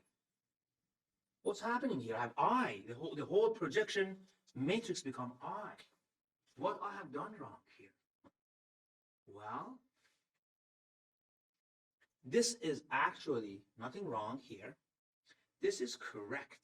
If and only if I have the A inverse and I have A transpose inverse. So it means A and A transpose, they are invertible. First law is that this should be square matrices. So you have 3 by 3. It has hopefully an inverse. And then you have transpose of a 3 by 3, 3 by 3. It has an inverse. So in a sense, you are in a three-dimensional space and you want to have the projection of this on a three-dimensional, which is itself, I, that's it. So you're not projecting a three-dimensional vector like this on a two-dimensional, on a plane. Technically what you have here now is a matrix that you have, let's say, 3 rows and many columns. So this is not in a square matrix. For that reason, you cannot have actually the inverse of each part. So this is actually not what we should do. And if we do that, then end up with identity, which means I have, n by n space, and I have a vector which is n by 1. I want to project that in the entire space. It's itself, it's I.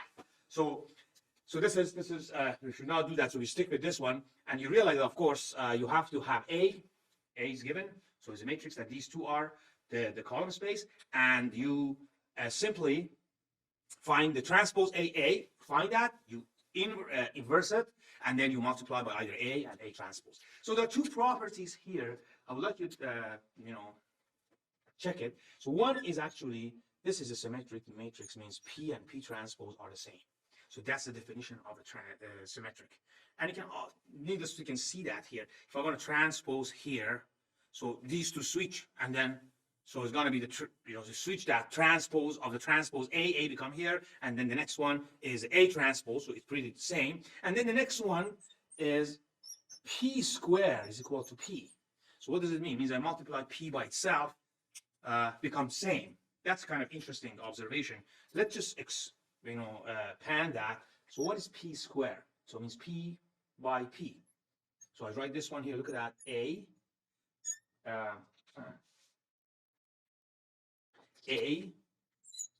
transpose A inverse A transpose, and I write this one once again. I'm running out of markers here. On the other side, I just don't want that again annoying noise. So if I multiply that by itself, so I have A transpose A inverse A transpose, right? So right away, A transpose A, and this is A transpose A inverse, this cancels, that's gone. And then what do you get? You get A transpose A inverse A, and that is exactly P. So this term, you took off this term, and what you end up with is this is cancel, this is I, so I end up having, this is, just move this one here, and that's what exactly we get. So make a long story short, if someone give you, let's say, two vectors, they are in a 3D space. Each of them, have three components, three coordinates. So you have this, you form A, and from that point forward, you don't care about anything but A. So you find A transpose, you multiply it by A, you inverse of that matrix, and then you multiply by either A, and the summation, the multiplication, the answer will be multiplied by A transpose, or you multiply this by A transpose, and then eventually you find P. And you find P, all you need to do is from that point, any vector in this 3D space, when you want to project it on this plane, you multiply P by the vector. That is the matrix of projection. So I'm just going to delete this and have an example. Maybe I use also Excel to show you the application of it. So let me show you actually on the slide. So I have a vector B, and I want to see the projection of my vector B on a plane that includes these two vectors. So this vector and this vector, I could have given you two separate vectors, it doesn't matter. So while we stick with what we learned, so most important is we have to find this. So I have A is here, A transpose, this is the transpose of A is 3 by 2, the transpose is 2 by 3, multiplied by A, and this, it's 2 by 3 multiplied by 3 by 2 is a 2 by 2 matrix. So this is going to be 2 by 2, and I have to find the inverse of this, which is very simple. So it's to switch these and divided by 6, which is this side.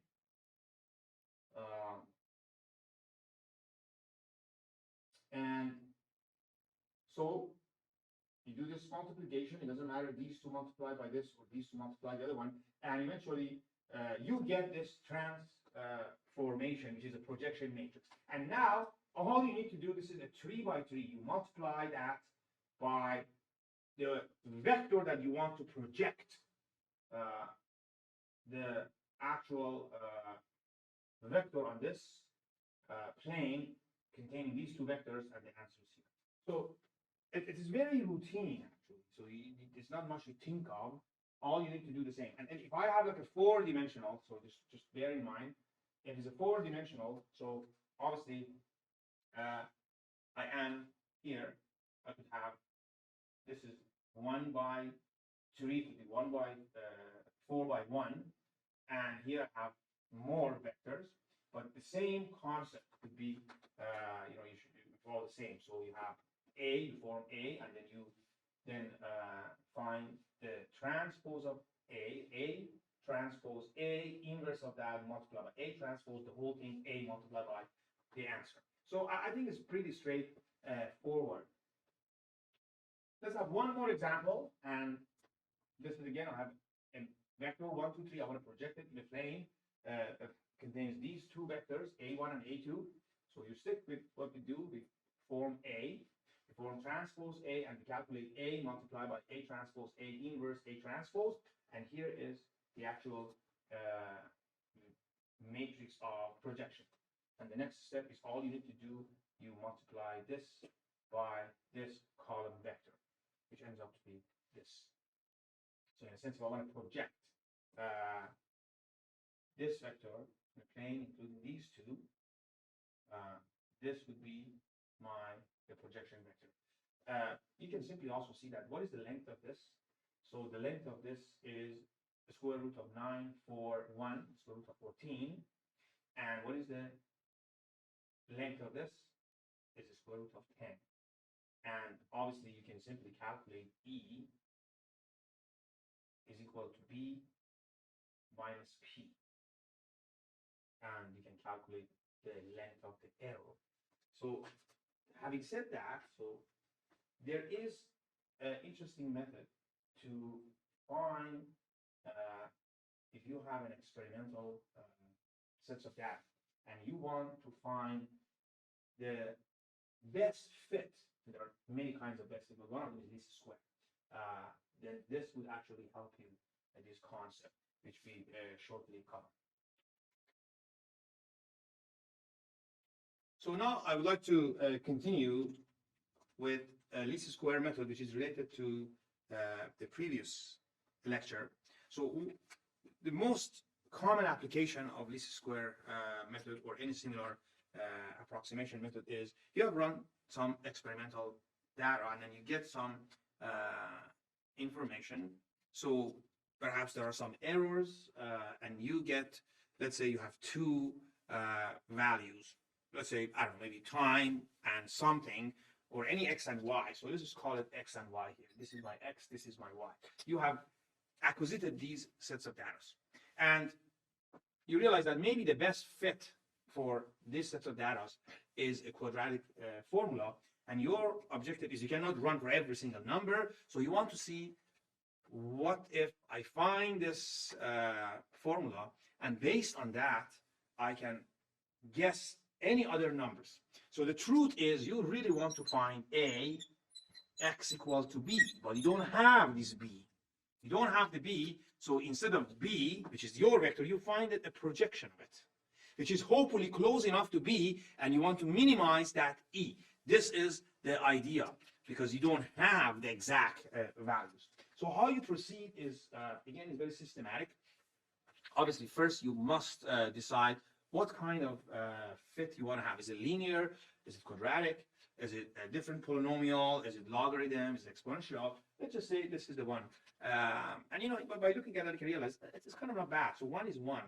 1.5 square of that is 225. 2 become 5. So it seems to be that kind of trend. So I wrote here ax2 bxc. So this is the general form of a quadratic formula. And all I need to do, I want to now form my matrix A, and then I do the rest to find my projection matrix. So start from here. So if I put here 1, what's going to happen here? I have A plus B plus C. That's correct, is equal to 1.1. When I put 1.5, so instead of x, so what do I have here? So is 2.25a plus 1.5b plus c is 2.5. And I put 2 here, 4a plus 2b plus c is equal to 5. And I put 3, I just plug it here. 9a plus 3b plus c is equal to 11. 16a plus 4b plus c is equal to 18. 25a plus 5b plus c is 25, and 49a plus 7b plus c is 47. So these are my basically equations I got. So I want to convert that to multiplication of two matrices. One of them must be A, B, C.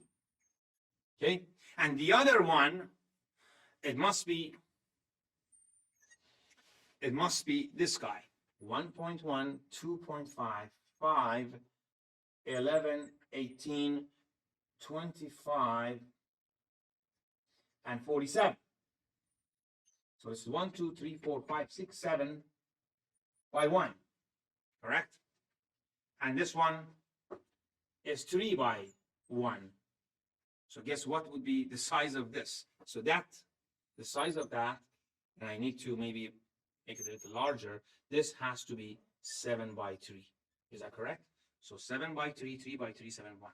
So this is what I have here. So maybe I just make a little more space here if I could. Let me just delete this here and here. So I squeeze it here closer. Hopefully I can fit it in. So what do I have here? Well, this is easy. It has 1, 1, 1, correct? You get this one. The next one is 2.5, 1.5, 1. 4, 2, 1. 9, 3, 1. 16, 4, 1. 2 more to add. 25, 5, 1. And 49, 7, 1. This is completely correct. So last one I do 41A, 7B, 1C. And just for the record, this is 7 by 3. So this is my matrix A. And you remember how do you find actually your P? You remember that? So P is A transpose, A inverse, A transpose. So I want to actually generate this, and then I find the P, the rest is easy. This is the methodology. Just a couple of points of caution. Number one, I decided this is the best fit. I could have used something else. And of course, if I use something else, maybe I have 4 unknown here, A, B, C, D. So in that case, obviously, it would be A, B, C, D, correct? And here would be 7 by 4. And here would be 4 by 1, and the result is 7 by 1, then I get answer of all these one. That's one thing. The second thing is, it's not random. So what you do, and this is what the computer does most probably, you do it for many different types. They're not unlimited. So linear, again, quadratic, different polynomial, logarithm, exponential, and then you find which one has the least error, which we will also next step would be when we find it, we calculate the least error. So now, let's just reiterate before I use the computer. So we created this, and we can go through this, and we can obtain P, which is the matrix of the projection. And then, of course, you multiply P by B, which is Y, and then you find new Y, which is the projection, not the exact Y, the projection of that, which has some error. That would be basically what we do. And this is how we proceed. So we calculate this, and let me just give you the values here just to see if you are in the right track. So my matrix A, which is here, is a 7 by 3. So this one is a 3 by 7. 7 by 3. So this becomes a 3 by 3. Inverse of that is 3 by 3. So 3 by 3 multiplied by a 3 by 7. So this becomes 3 by 7. And then, so far, this one, if you can see, so far, this one is a 3 by 7. And then this one is actually 7 by 3. So this whole thing would be 7 by 7, which is correct. So here is 7 by 7. So, and then when you multiply the 7 by 7 by B, so the answer would be 7 by 7 multiplied by 7 by 1 would be 7 by 1, which is, this is a 7 by 1, this one is 7 by 1, and that, as far as the dimension is correct. So what I want to do also here is that you need to calculate A transpose A inverse X hat is equal to A transpose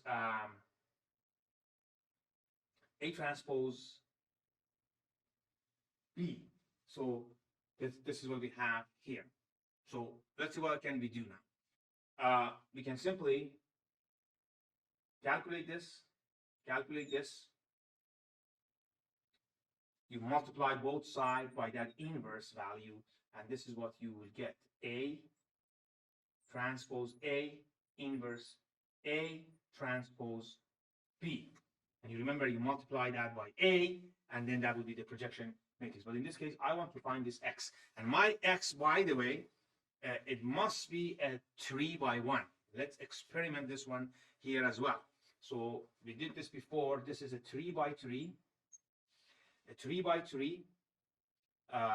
A transpose is, so A is 7 by 3, is a 3 by 7. Correct? So this become a 3 by 7, the whole thing, and then multiply by this one is 7 by 1. And the answer is a 3 by 1. And that's exactly what you need. This is a 3 by 1, A, B, C, which is these values here. So we can do it both ways in order to see this is correct. So I go for calculate this P, multiply P by B, find the new values with some error. On the other hand, I can go calculate this way to find ABC, and this would be my a new formula that I can put any X to get the best fit. So here, what I got. So this is the matrix A. This is the transpose of matrix A. This is my Y, which is basically that B matrix that I want to find the projection. So first I do is I find A transpose A, which is this. Then I find inverse of A transpose A. From the other hand, I find A transpose Y, which is B in a sense. So these are my Y, all the Y values. So this one is A transpose Y, and then I multiply this one, which was the inverse of A transpose A, by this to get my that 3 by 1 matrix. And these are the values. So A x2, B x C. So now let's just find the values actually. So for that I need to continue from here. I have A.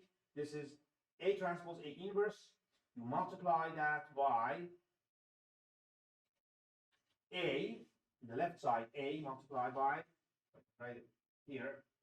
So this is A transpose A inverse. And then the answer you multiply by the transpose. So at the end, what do you get? You get a 7 by 7 matrix. A 7 by 7 matrix, right here. And you multiply that, obviously. So this is your P, your transformation or projection matrix. You multiply P by B, and in this case, when I say B, I mean Y. And here is what you find the values here. You see, comparing these ones, and you can see there are some errors, of course, but this is the least, like for example, obviously, if you want to care about these points only, that's here. But if you want to find any points between these points or below or above that, then you can fit it into this equation. So this is ax2 plus bx plus, sorry, ax2 plus bx plus c, correct? So that's basically all you need to know. I have another example here. Maybe I go to my lecture notes, and here is another one. So imagine I am given 1, 2, 3, 4, 5, 6 points, x and y. And I think the best fit for this is, again, quadratic. So k1, k2x, k3x2. So all I do here, I have again formed that matrix that we talk about matrix multiplication. So here is, if I want to put, for example, the first point is 0 and 5. So x is equal to 0. So therefore you have k1 is equal to 5. Then you put the next one here is 1 and 1 and a half. So you put x equal to 1 and y equal to 1 and a half. You can see this. And so on, you continue. For example, the last one, I put x equal to, in this, the last point I have here. So x equal to 5. So k1 is 1, k2 is 5, k2, and 25, k3, 5, 1, 5, 25, and is equal to 10. And now here this is my A matrix. And ideally, I want to find this k1, k2, k3. And you have to understand that we cannot use the conventional method here because we can't say that let's just multiply both sides by inverse of this one. It doesn't have an inverse, so it's not a square. That's why you go through what I just described. And then you can use software, but for the example, the learning purpose, you need to do it through the method that we have. So in this case, this is my A. So all I do here, I find A transpose A inverse. This is what I have. And from the other side, I have A transpose B. So you multiply this by this, and that would be your X. So X is A transpose A inverse A transpose B. B is, in this case, your Y. And you find this, obviously, in this case, these are the values here, and you can see you have this kind of quadratic sequence fit. I think this should be sufficient as far as this is concerned. It could be much more in depth. So the next topic we'd like to discuss is eigenvalue, eigenvector, and that would be it. So let us start the last segment of this rather long crash course, which is eigenvalues, eigenvector, and I hope I would end up with one rather interesting application of eigenvalue, eigenvector. So for those who are in upper year engineering, there are quite a few concepts, especially in electrical engineering, but for in an elementary linear algebra course, it's hard to come up with an application of eigenvalue, eigenvector. So everything starts from a simple equation. So the equation is AX. Okay, let me just hopefully, yeah, AX. Remember we talk about equal B 100 times. I saw that. I want to tweak a little bit, and I write here AX is equal to lambda X. You might say, what's happening here now? Let's just think a little bit about this. So I have a matrix X, and I just want the correct notation, doesn't matter, small, large, okay. I have a vector X, and I multiply A, which is a matrix, to the X. I have this impact, and the result would be a scalar multiplied by X. So I mean, sometimes, I mean, if you want to just explain, just for fun, imagine that this is an object traveling this way, and this is my X. And now you have come up with another object in any space and impacted to this object, which is this, and the result is this does not go a different direction. It continues to travel the same direction. So lambda X, so it could be negative, positive, doesn't matter. And of course, we will talk about how many lambdas we have, and then we calculate the lambda, which eigenvalues, then we would like to calculate X. So let me just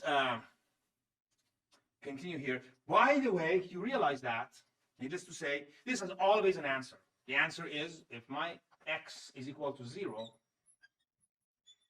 this is correct for any A or lambda. So this is a trivial answer. That means that I'm not interested in this.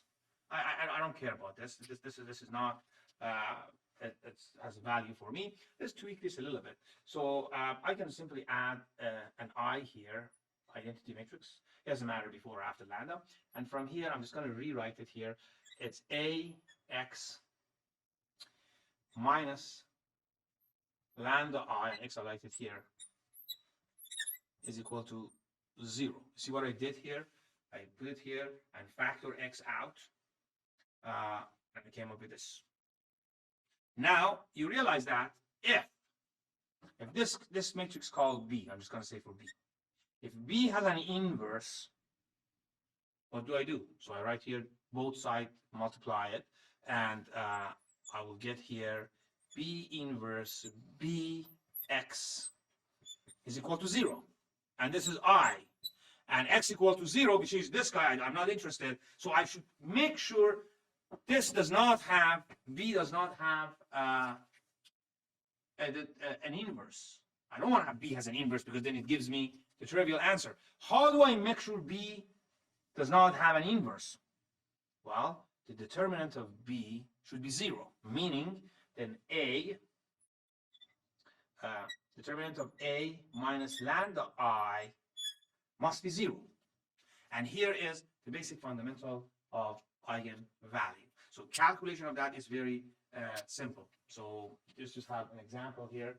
I'm just going to write maybe here. So I have a vector A, a 2 by 2, 1, 4, 2, 3. Correct? Okay. So I want to find the eigenvalues for this. What I do, I just stick with the equation. So for eigenvalue, so I write here the determinant of lambda I, means I is identity matrix, in this case is a 2 by 2. So it's 1 minus lambda, 4, 2, 3 minus lambda. This must be equal to 0. So how do you do that? Then this is a simple determinant. I have 1 minus lambda. Let me change my pen.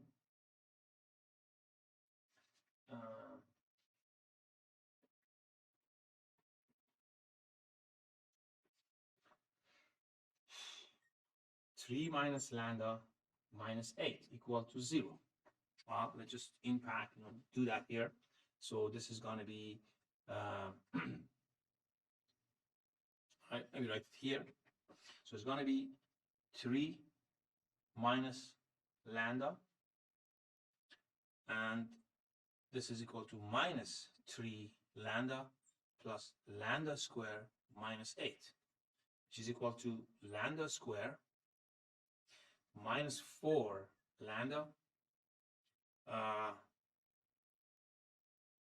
minus 5, so equal to 0. So I want to find the answer of this. So I'm looking for two values that you add them together is minus 4. You multiply is minus 5. Obviously, is 1 and minus 5.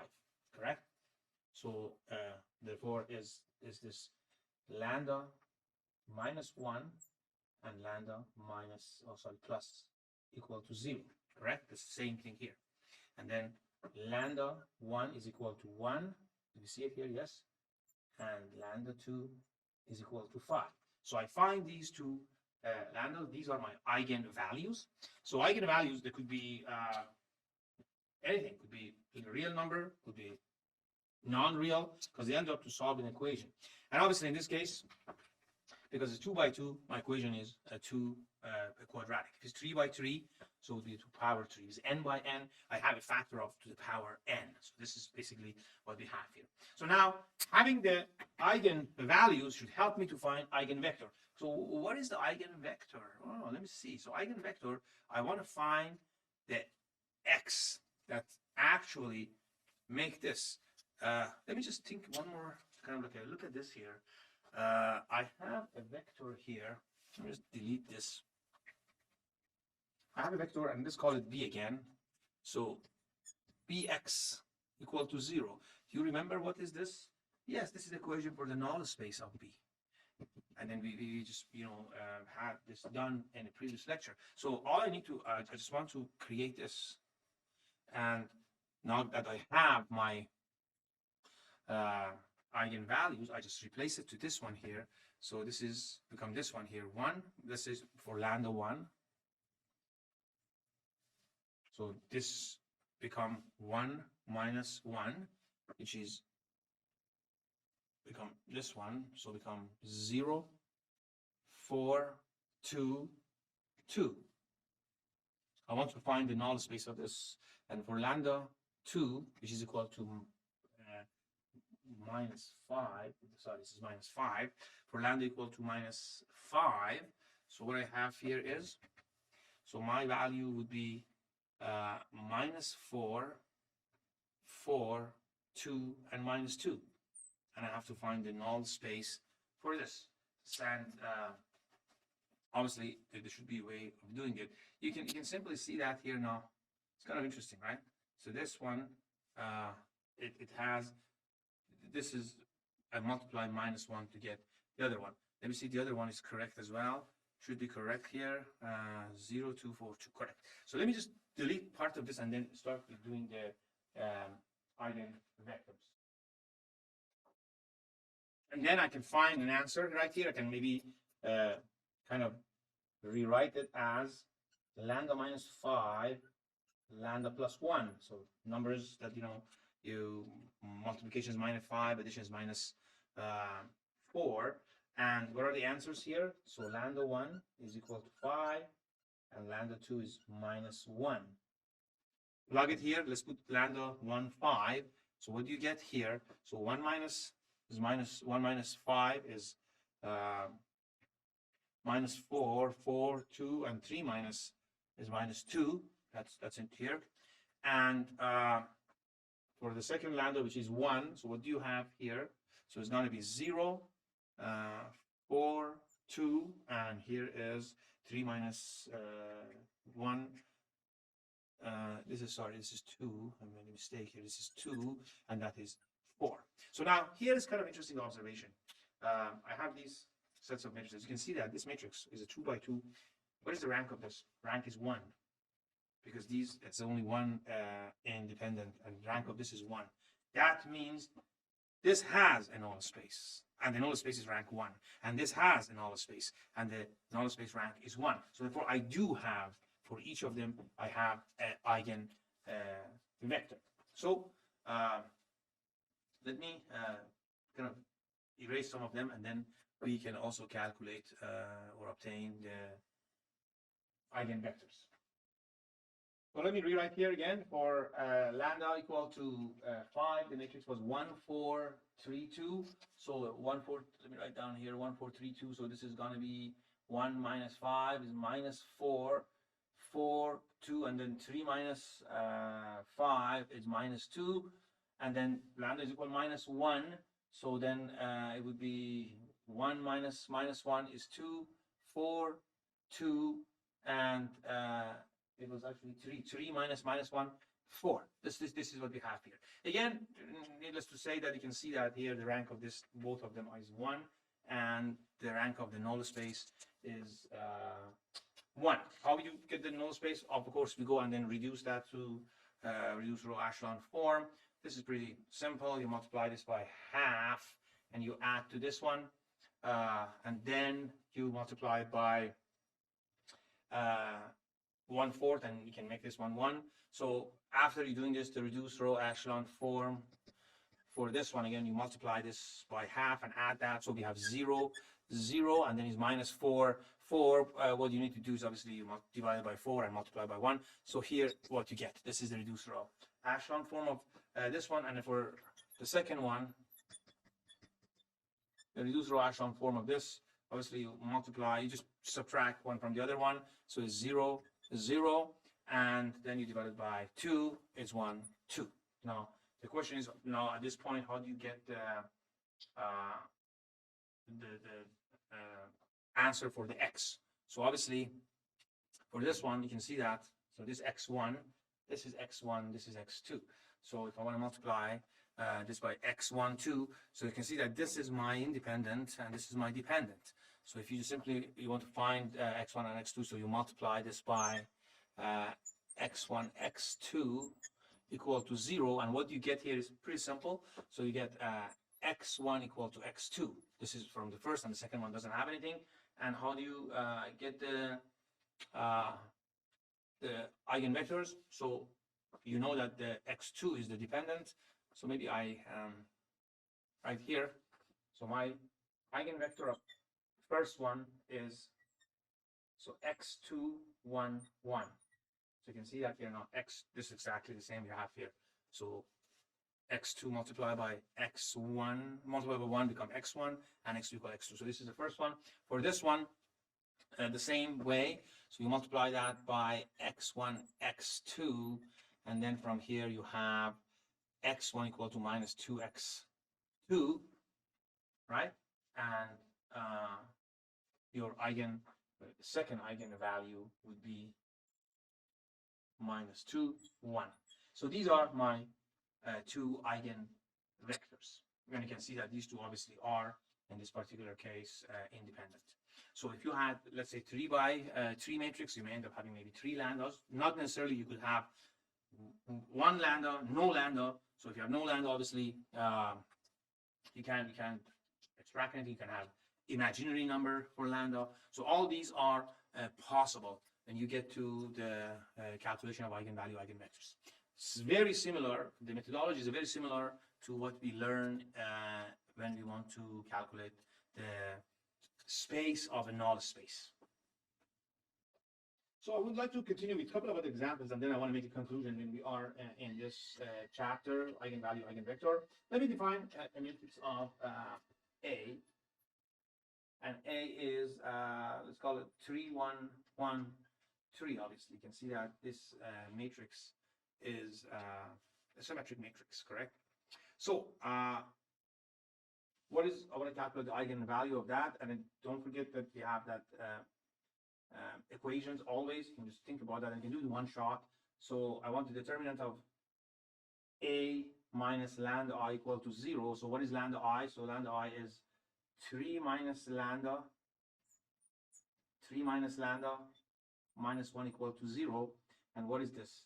So it's 3 minus lambda square minus 1 equals 0. And that is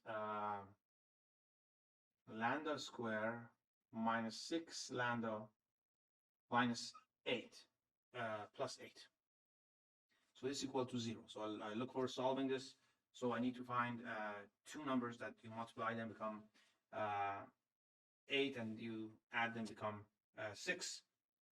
Of course, the numbers are minus 2, lambda minus 4, and lambda 1 equal to 2.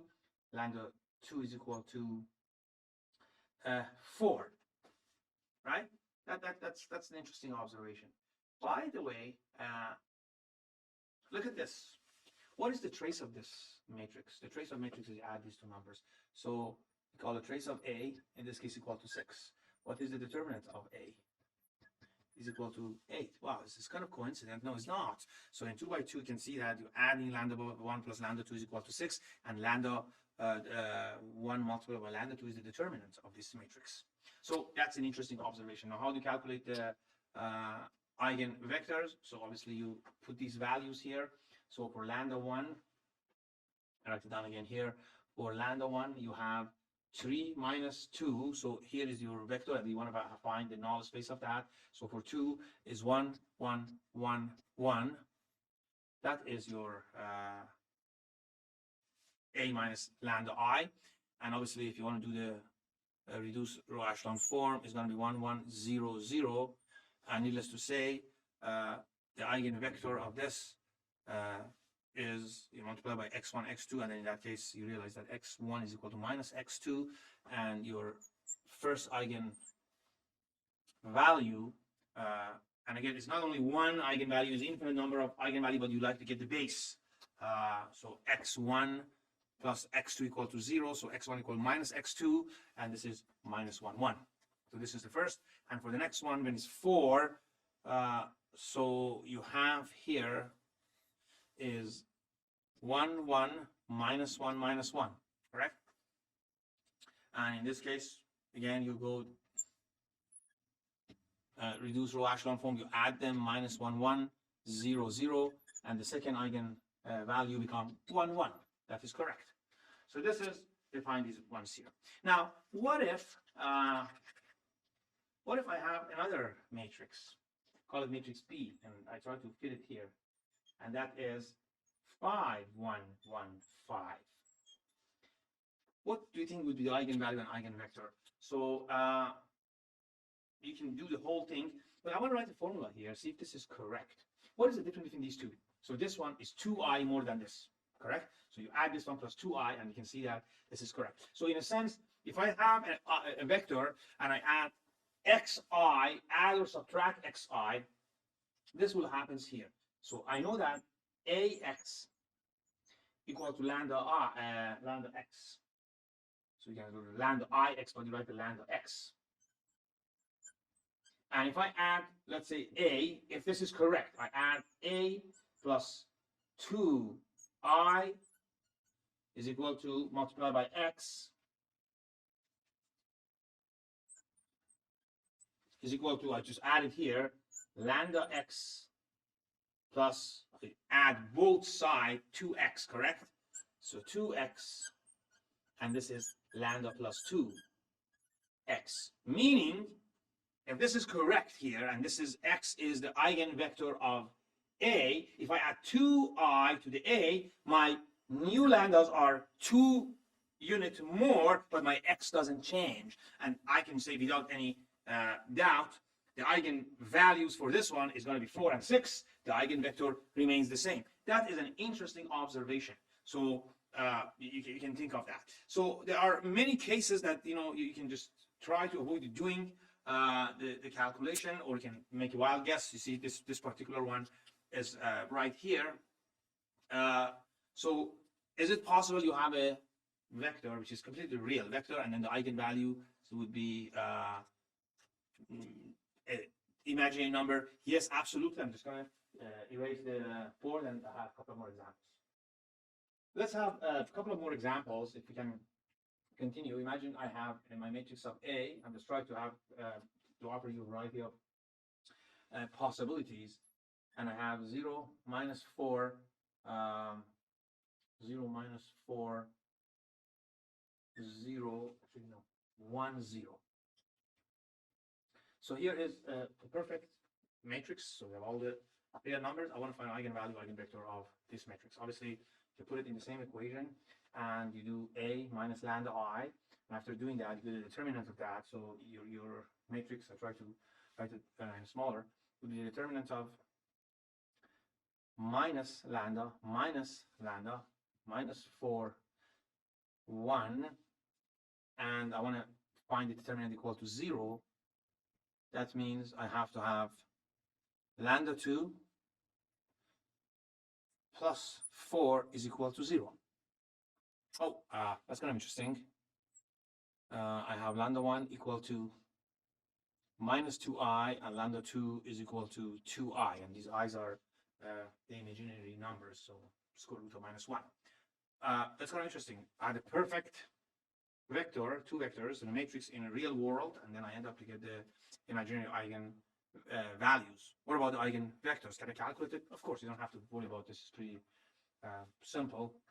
I plug this one back to here, and all I need to do is find the null space of my A minus lambda I, which is, for example, if I do for this one, so it's going to be minus 2i minus 4, 1 minus 2i. So this multiplied by x1, x2, I would like to have to become 0, 0. Okay?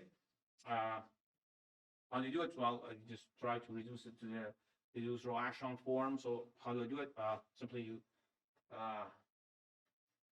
let's see, so you multiply this by minus half I.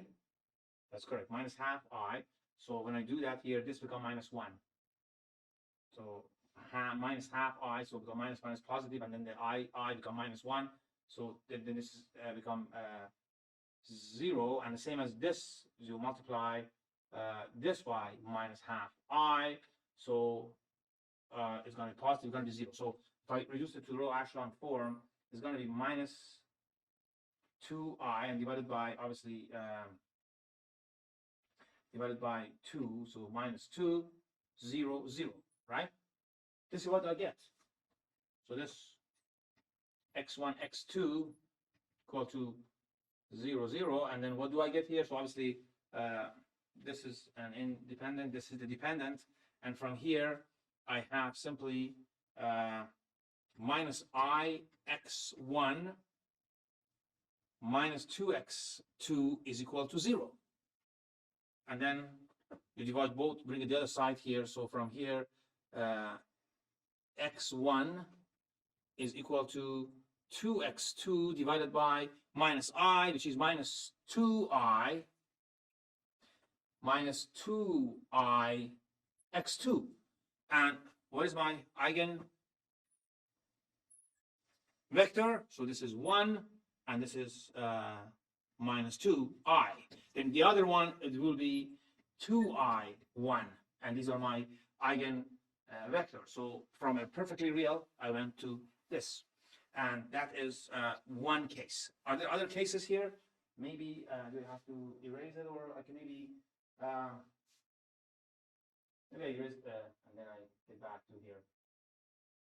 So let's have one more example. Let's say A is equal to a matrix. How about 4, 4, 4, 0? Let's see what kind of happens in this one. So we cover, you have two independent eigenvectors that are real numbers. And in one case, you have two independent eigenvalues that they are imaginary, and then you get two imaginary eigenvectors. You could have either or, because you're solving, for example, in this case, a quadratic. It would be one imaginary, one not. So there are quite a few cases here. Or you could have one answer only. And let's see what we have, one answer, what kind of happens here. So by the way, we know that already. So the trace of A is addition of eigenvalues. So the trace is 8. The determinant, which is 16, is multiplication of that, two numbers that they're added together become 8, and then you multiply them become 16. 4, 4. Oh, 4, 4. And what kind of matrix is that? It's a diagonal matrix. So in a diagonal matrix, the actual eigenvalues are the diagonal. But let's just study that. So solve the equation again. This will be 4 minus lambda multiplied by 4 minus lambda equal to 0. There we go, because 4 minus lambda here, 4 minus lambda here, determinant of that multiplies 0. And then this gives you lambda 1 equal to lambda 2 is equal to 4. Okay, that's kind of interesting. So I have only one eigenvalue. Do I get two eigenvectors? Let's see that. So in this case, all you need to do is you just find a minus lambda I. So a minus lambda I, which is equal to, the vector would be 0, 4, 0, 0. Correct? Yeah, that's right. And so obviously this is, you do the reduce row echelon forms divided by 4. So the form would be 0, 0, 1, 0. And here is my actual eigenvector. I have only one eigenvector. My x is 1, 0. And it's kind of interesting. So I end up to having only one vector that if I multiply the A, this matrix of transformation, to the eigenvector, the actual result would be still in the same direction as A. So this is another example. So I think that should be enough for eigenvalues, the level that we want to be. But there are a few more things related to eigenvalue and eigenvectors I would like to discuss. Let me introduce a few basically terminologies and introduce a few things. One is I just try to write down here and then I erase the board again. So introducing matrix S. Based on definition, matrix S is a matrix that every column is an eigen vector. So imagine it's 3 by 3, I have 3 eigenvectors. Here are what they have. So obviously this must be kind of square in this case, and then inverse of this is obviously inverse of this. So and then introducing capital lambda, and capital lambda is a matrix again. Let's say it's n by n. So if I have, for example, n by n, I have here n columns. Each of them is an eigenvector of n rows. So n by n, and here are lambda 1, lambda 2, lambda n, and 0 and 0 here. So obviously you simply can realize that this is a triangular matrix, capital lambda. Every member in a diagonal is one of the eigenvalues of this matrix A. So these are some definitions. Then we want to, based on these definitions, we want to make some kind of conclusion. And based on that, it allows me to do something strange. So I want to get it to a point that I can find matrix to a power of a number. Now, let me just give you a simple example here. If I have a 3 by 3 matrix, and I know that I can multiply 3 by 3, so it becomes square of A. So all I need to do here, so I have 3 by 3, I do 9 kind of multiplication. First row, first column, first row, second column, first row, third column, and so on. So it takes a while, and then for each one you have to do, again, 3 operation. And operations, when we talk about doing very large, billions of numbers, or matrix of a billion by a billion matrix, it's going to be expensive. It costs money. It takes time. Is there any way, if I want to have it over 200? Oh, this could be enormous. I mean, you have 200 times you multiply, and each time is going to get more difficult, and it's not going to be easy. Is there any way I can do this without going through the agony of actual calculating? So this is what really one of the main application of using the eigenvalues and eigenvectors is when you want to find a power. I'm going to erase the board and then perhaps wrap up this concept. So let's continue by what we finished in a previous board. So we mentioned that S is a matrix that it has all x1 to xn, and these are n independent eigenvectors. We mentioned that there are cases that we have similar eigenvectors, and in that case, so if I have S, the S has at least one dependent column, which allows me not to be able to do the inverse of that. So this is S, and I want to find what is AS. So, well, AS is simply A multiplied by x1, x2, xn. So how do you do this? You do ax1 and ax2 and so on. So, and this is what is it? It's ax. Don't forget, this is actually a matrix, but it's ax1, and this is x2 and axn. What is it? What is ax1?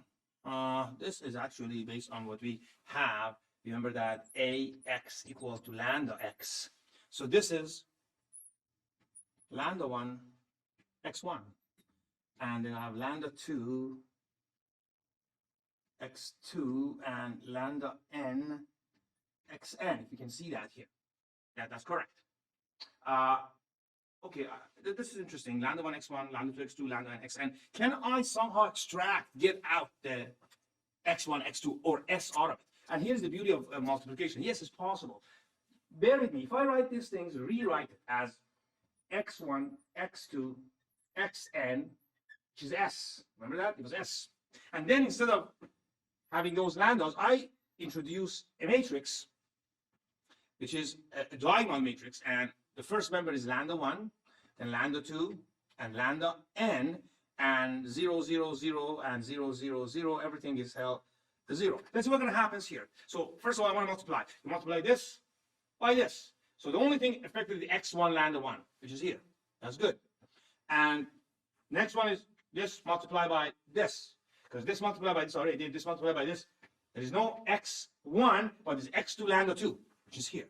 And the last one, you multiply this by the last column, which only thing that comes to effect is xn lambda n. So here is interesting. This is S, the same S I had here, and this is, I introduced that, a diagonal matrix that every member in the diagonal is our eigenvalues. So in a sense,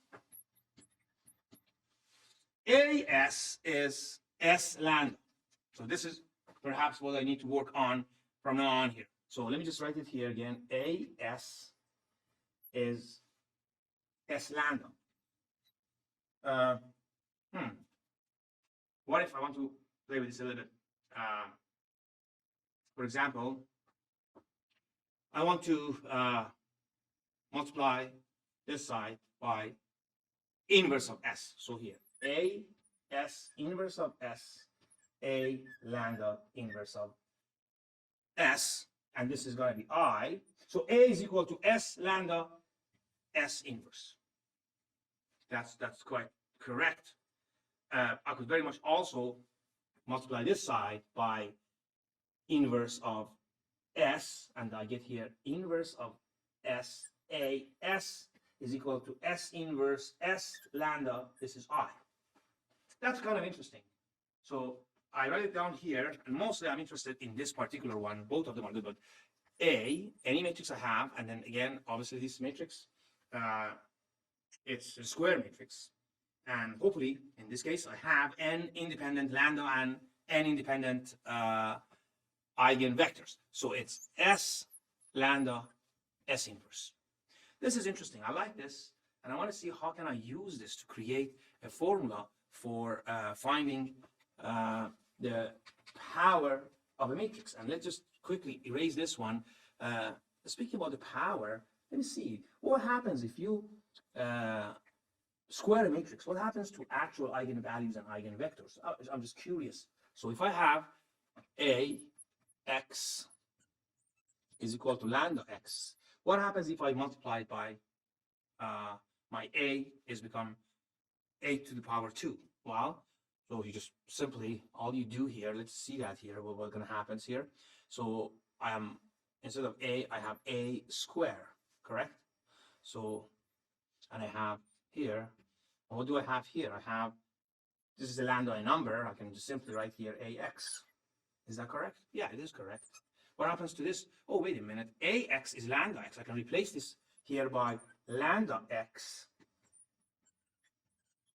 And you can see that now here, I have lambda square x. What is x? The same eigenvalue as A. So if I square a matrix, nothing happens to its eigenvector, but the eigenvalue would be square. What about I do 3 or 4 or n? Same thing. So it doesn't change the eigenvector. It changes, obviously, the eigenvalues by square. Can I get it from this one here? Let's see if I can extract that from this, which is easier. So A is equal to S lambda S inverse. What if I want to do A square? A square, based on this, is S lambda S inverse S lambda S inverse. Is that correct? Yeah, that's correct. Oh, wait a minute. This is I. So this is S lambda, lambda, and then what is lambda? It's a diagonal. When you multiply the diagonal, it doesn't matter. This become multiplied by this, and only this become square. Square, square, square, square, and this become lambda square here. It's very correct if you do another A, same thing. So and the general formula here now is this. A to the power k is equal to S lambda to the power k inverse of S. Oh, this is beautiful. It's very interesting. Because if I have A, I want to find A to the power 10. So of course, I only deal with A. I find the eigenvectors of A. That's 3 by 3, 3 independent eigenvectors. I put it in 3 columns, and then I find eigenvectors of those, and then I can have the S. I find the inverse of that.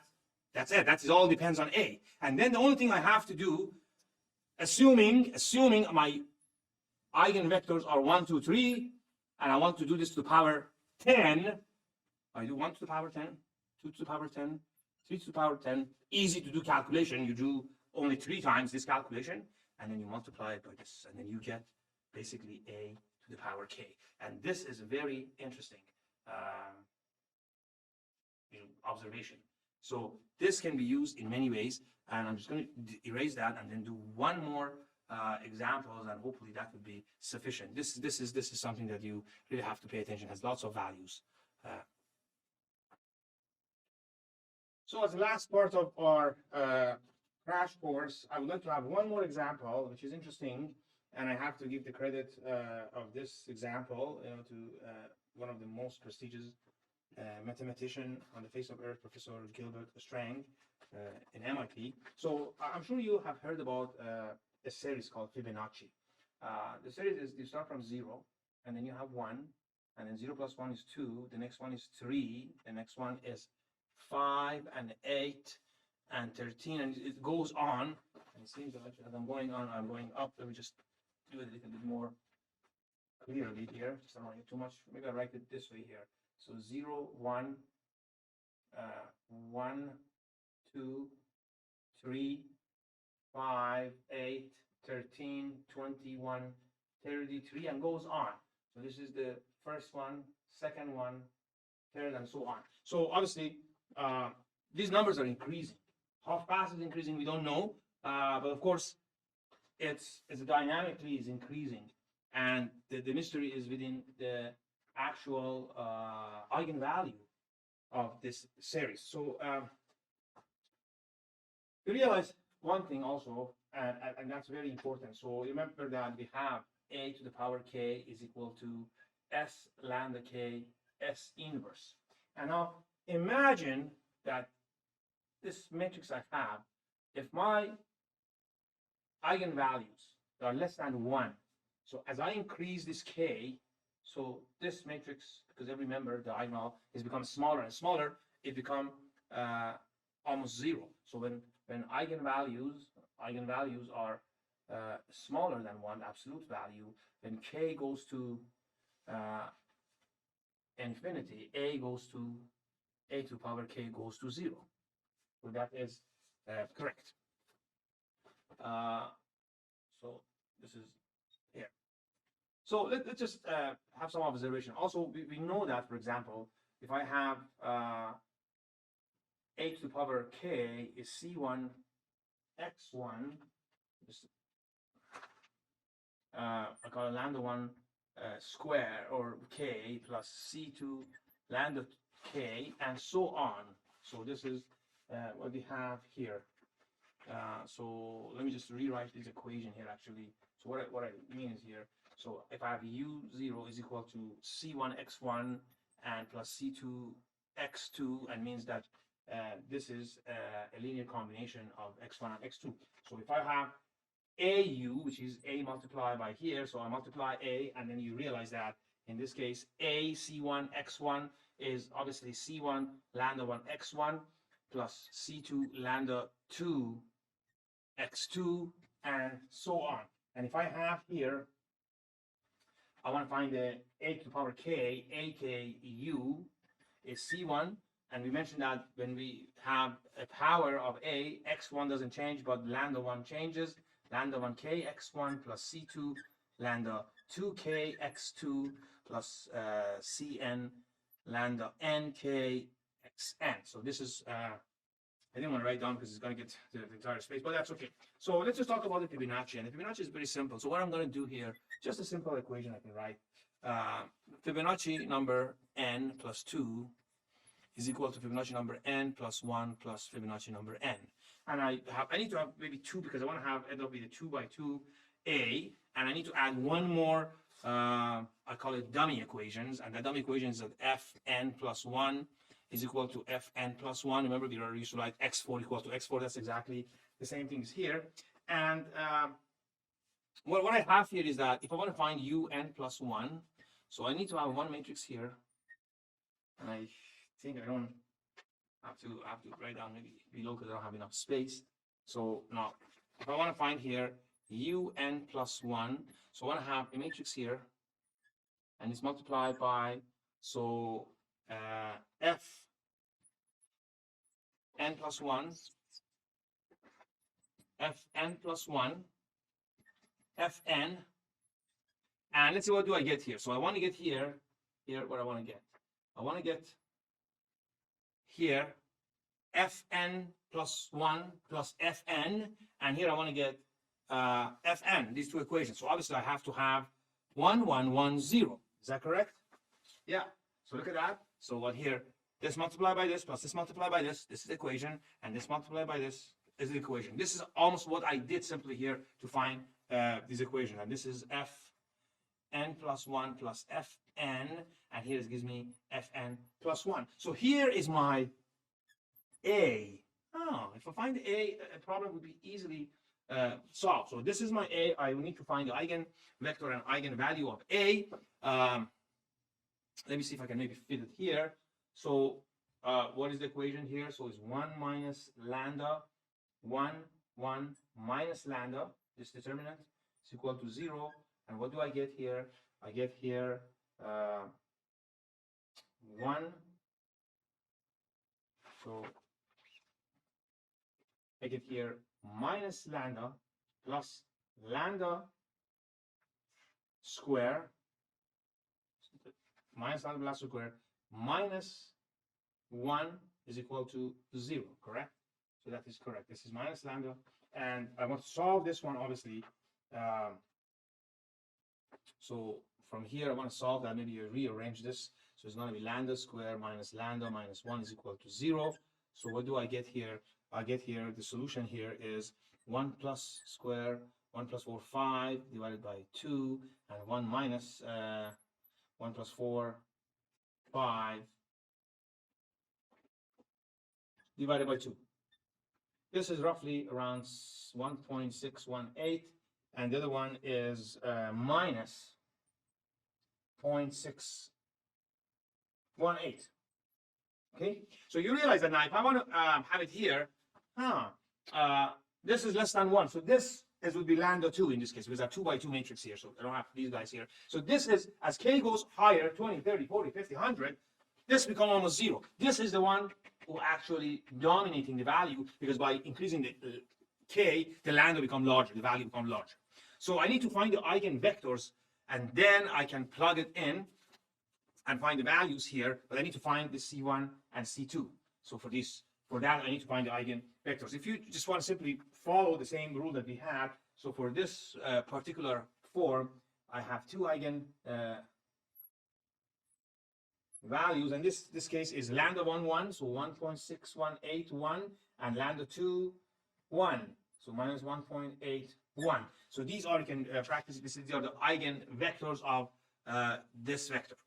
And the only thing I need to do now, so I want to find C1 and C2. So what I simply need to do is, I write here C1 multiplied by 16181 plus C2, yeah, we can see that here, multiplied by minus 0.6181.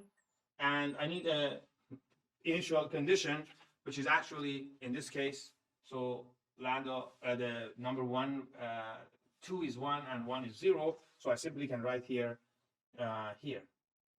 So my f1 and f0, f1 is 1, f0 is 0, correct? And that's the one. So I need to solve this equation here to simply find the value of C1, C2. So that's fairly simple. So I have here, let me just delete this here. So I have 1.61, still you can see C1 minus 0.618. I'm just afraid that we still can see that here, hopefully. 618 C2 is equal to 0.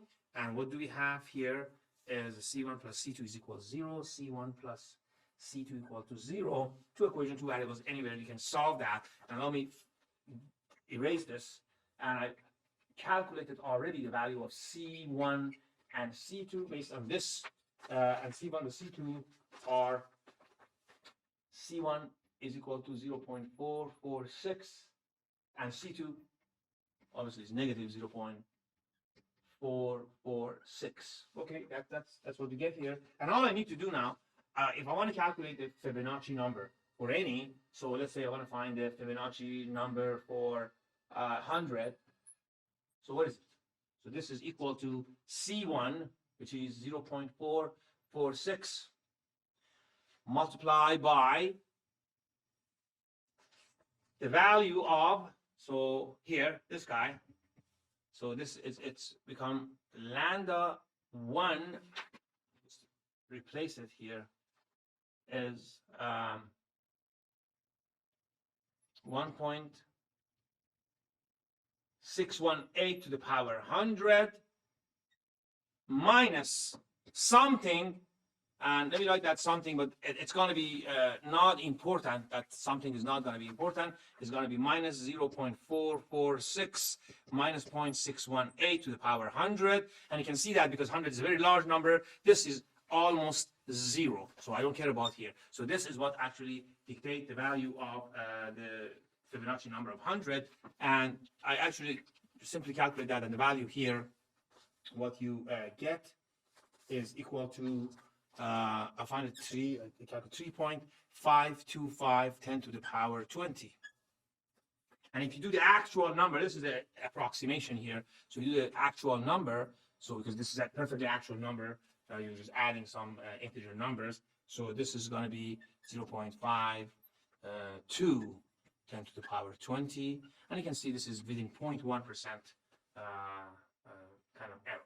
So that was something that we actually realized that. So how convenient is when you are dealing with numbers that are in a very large and a power, we can use eigen values. You create the vector that you need or matrix that you need A, and from that point onward, you just use the main equation that we had, which is a to the power k equal to s lambda s inverse, and then everything is going to be simply solved.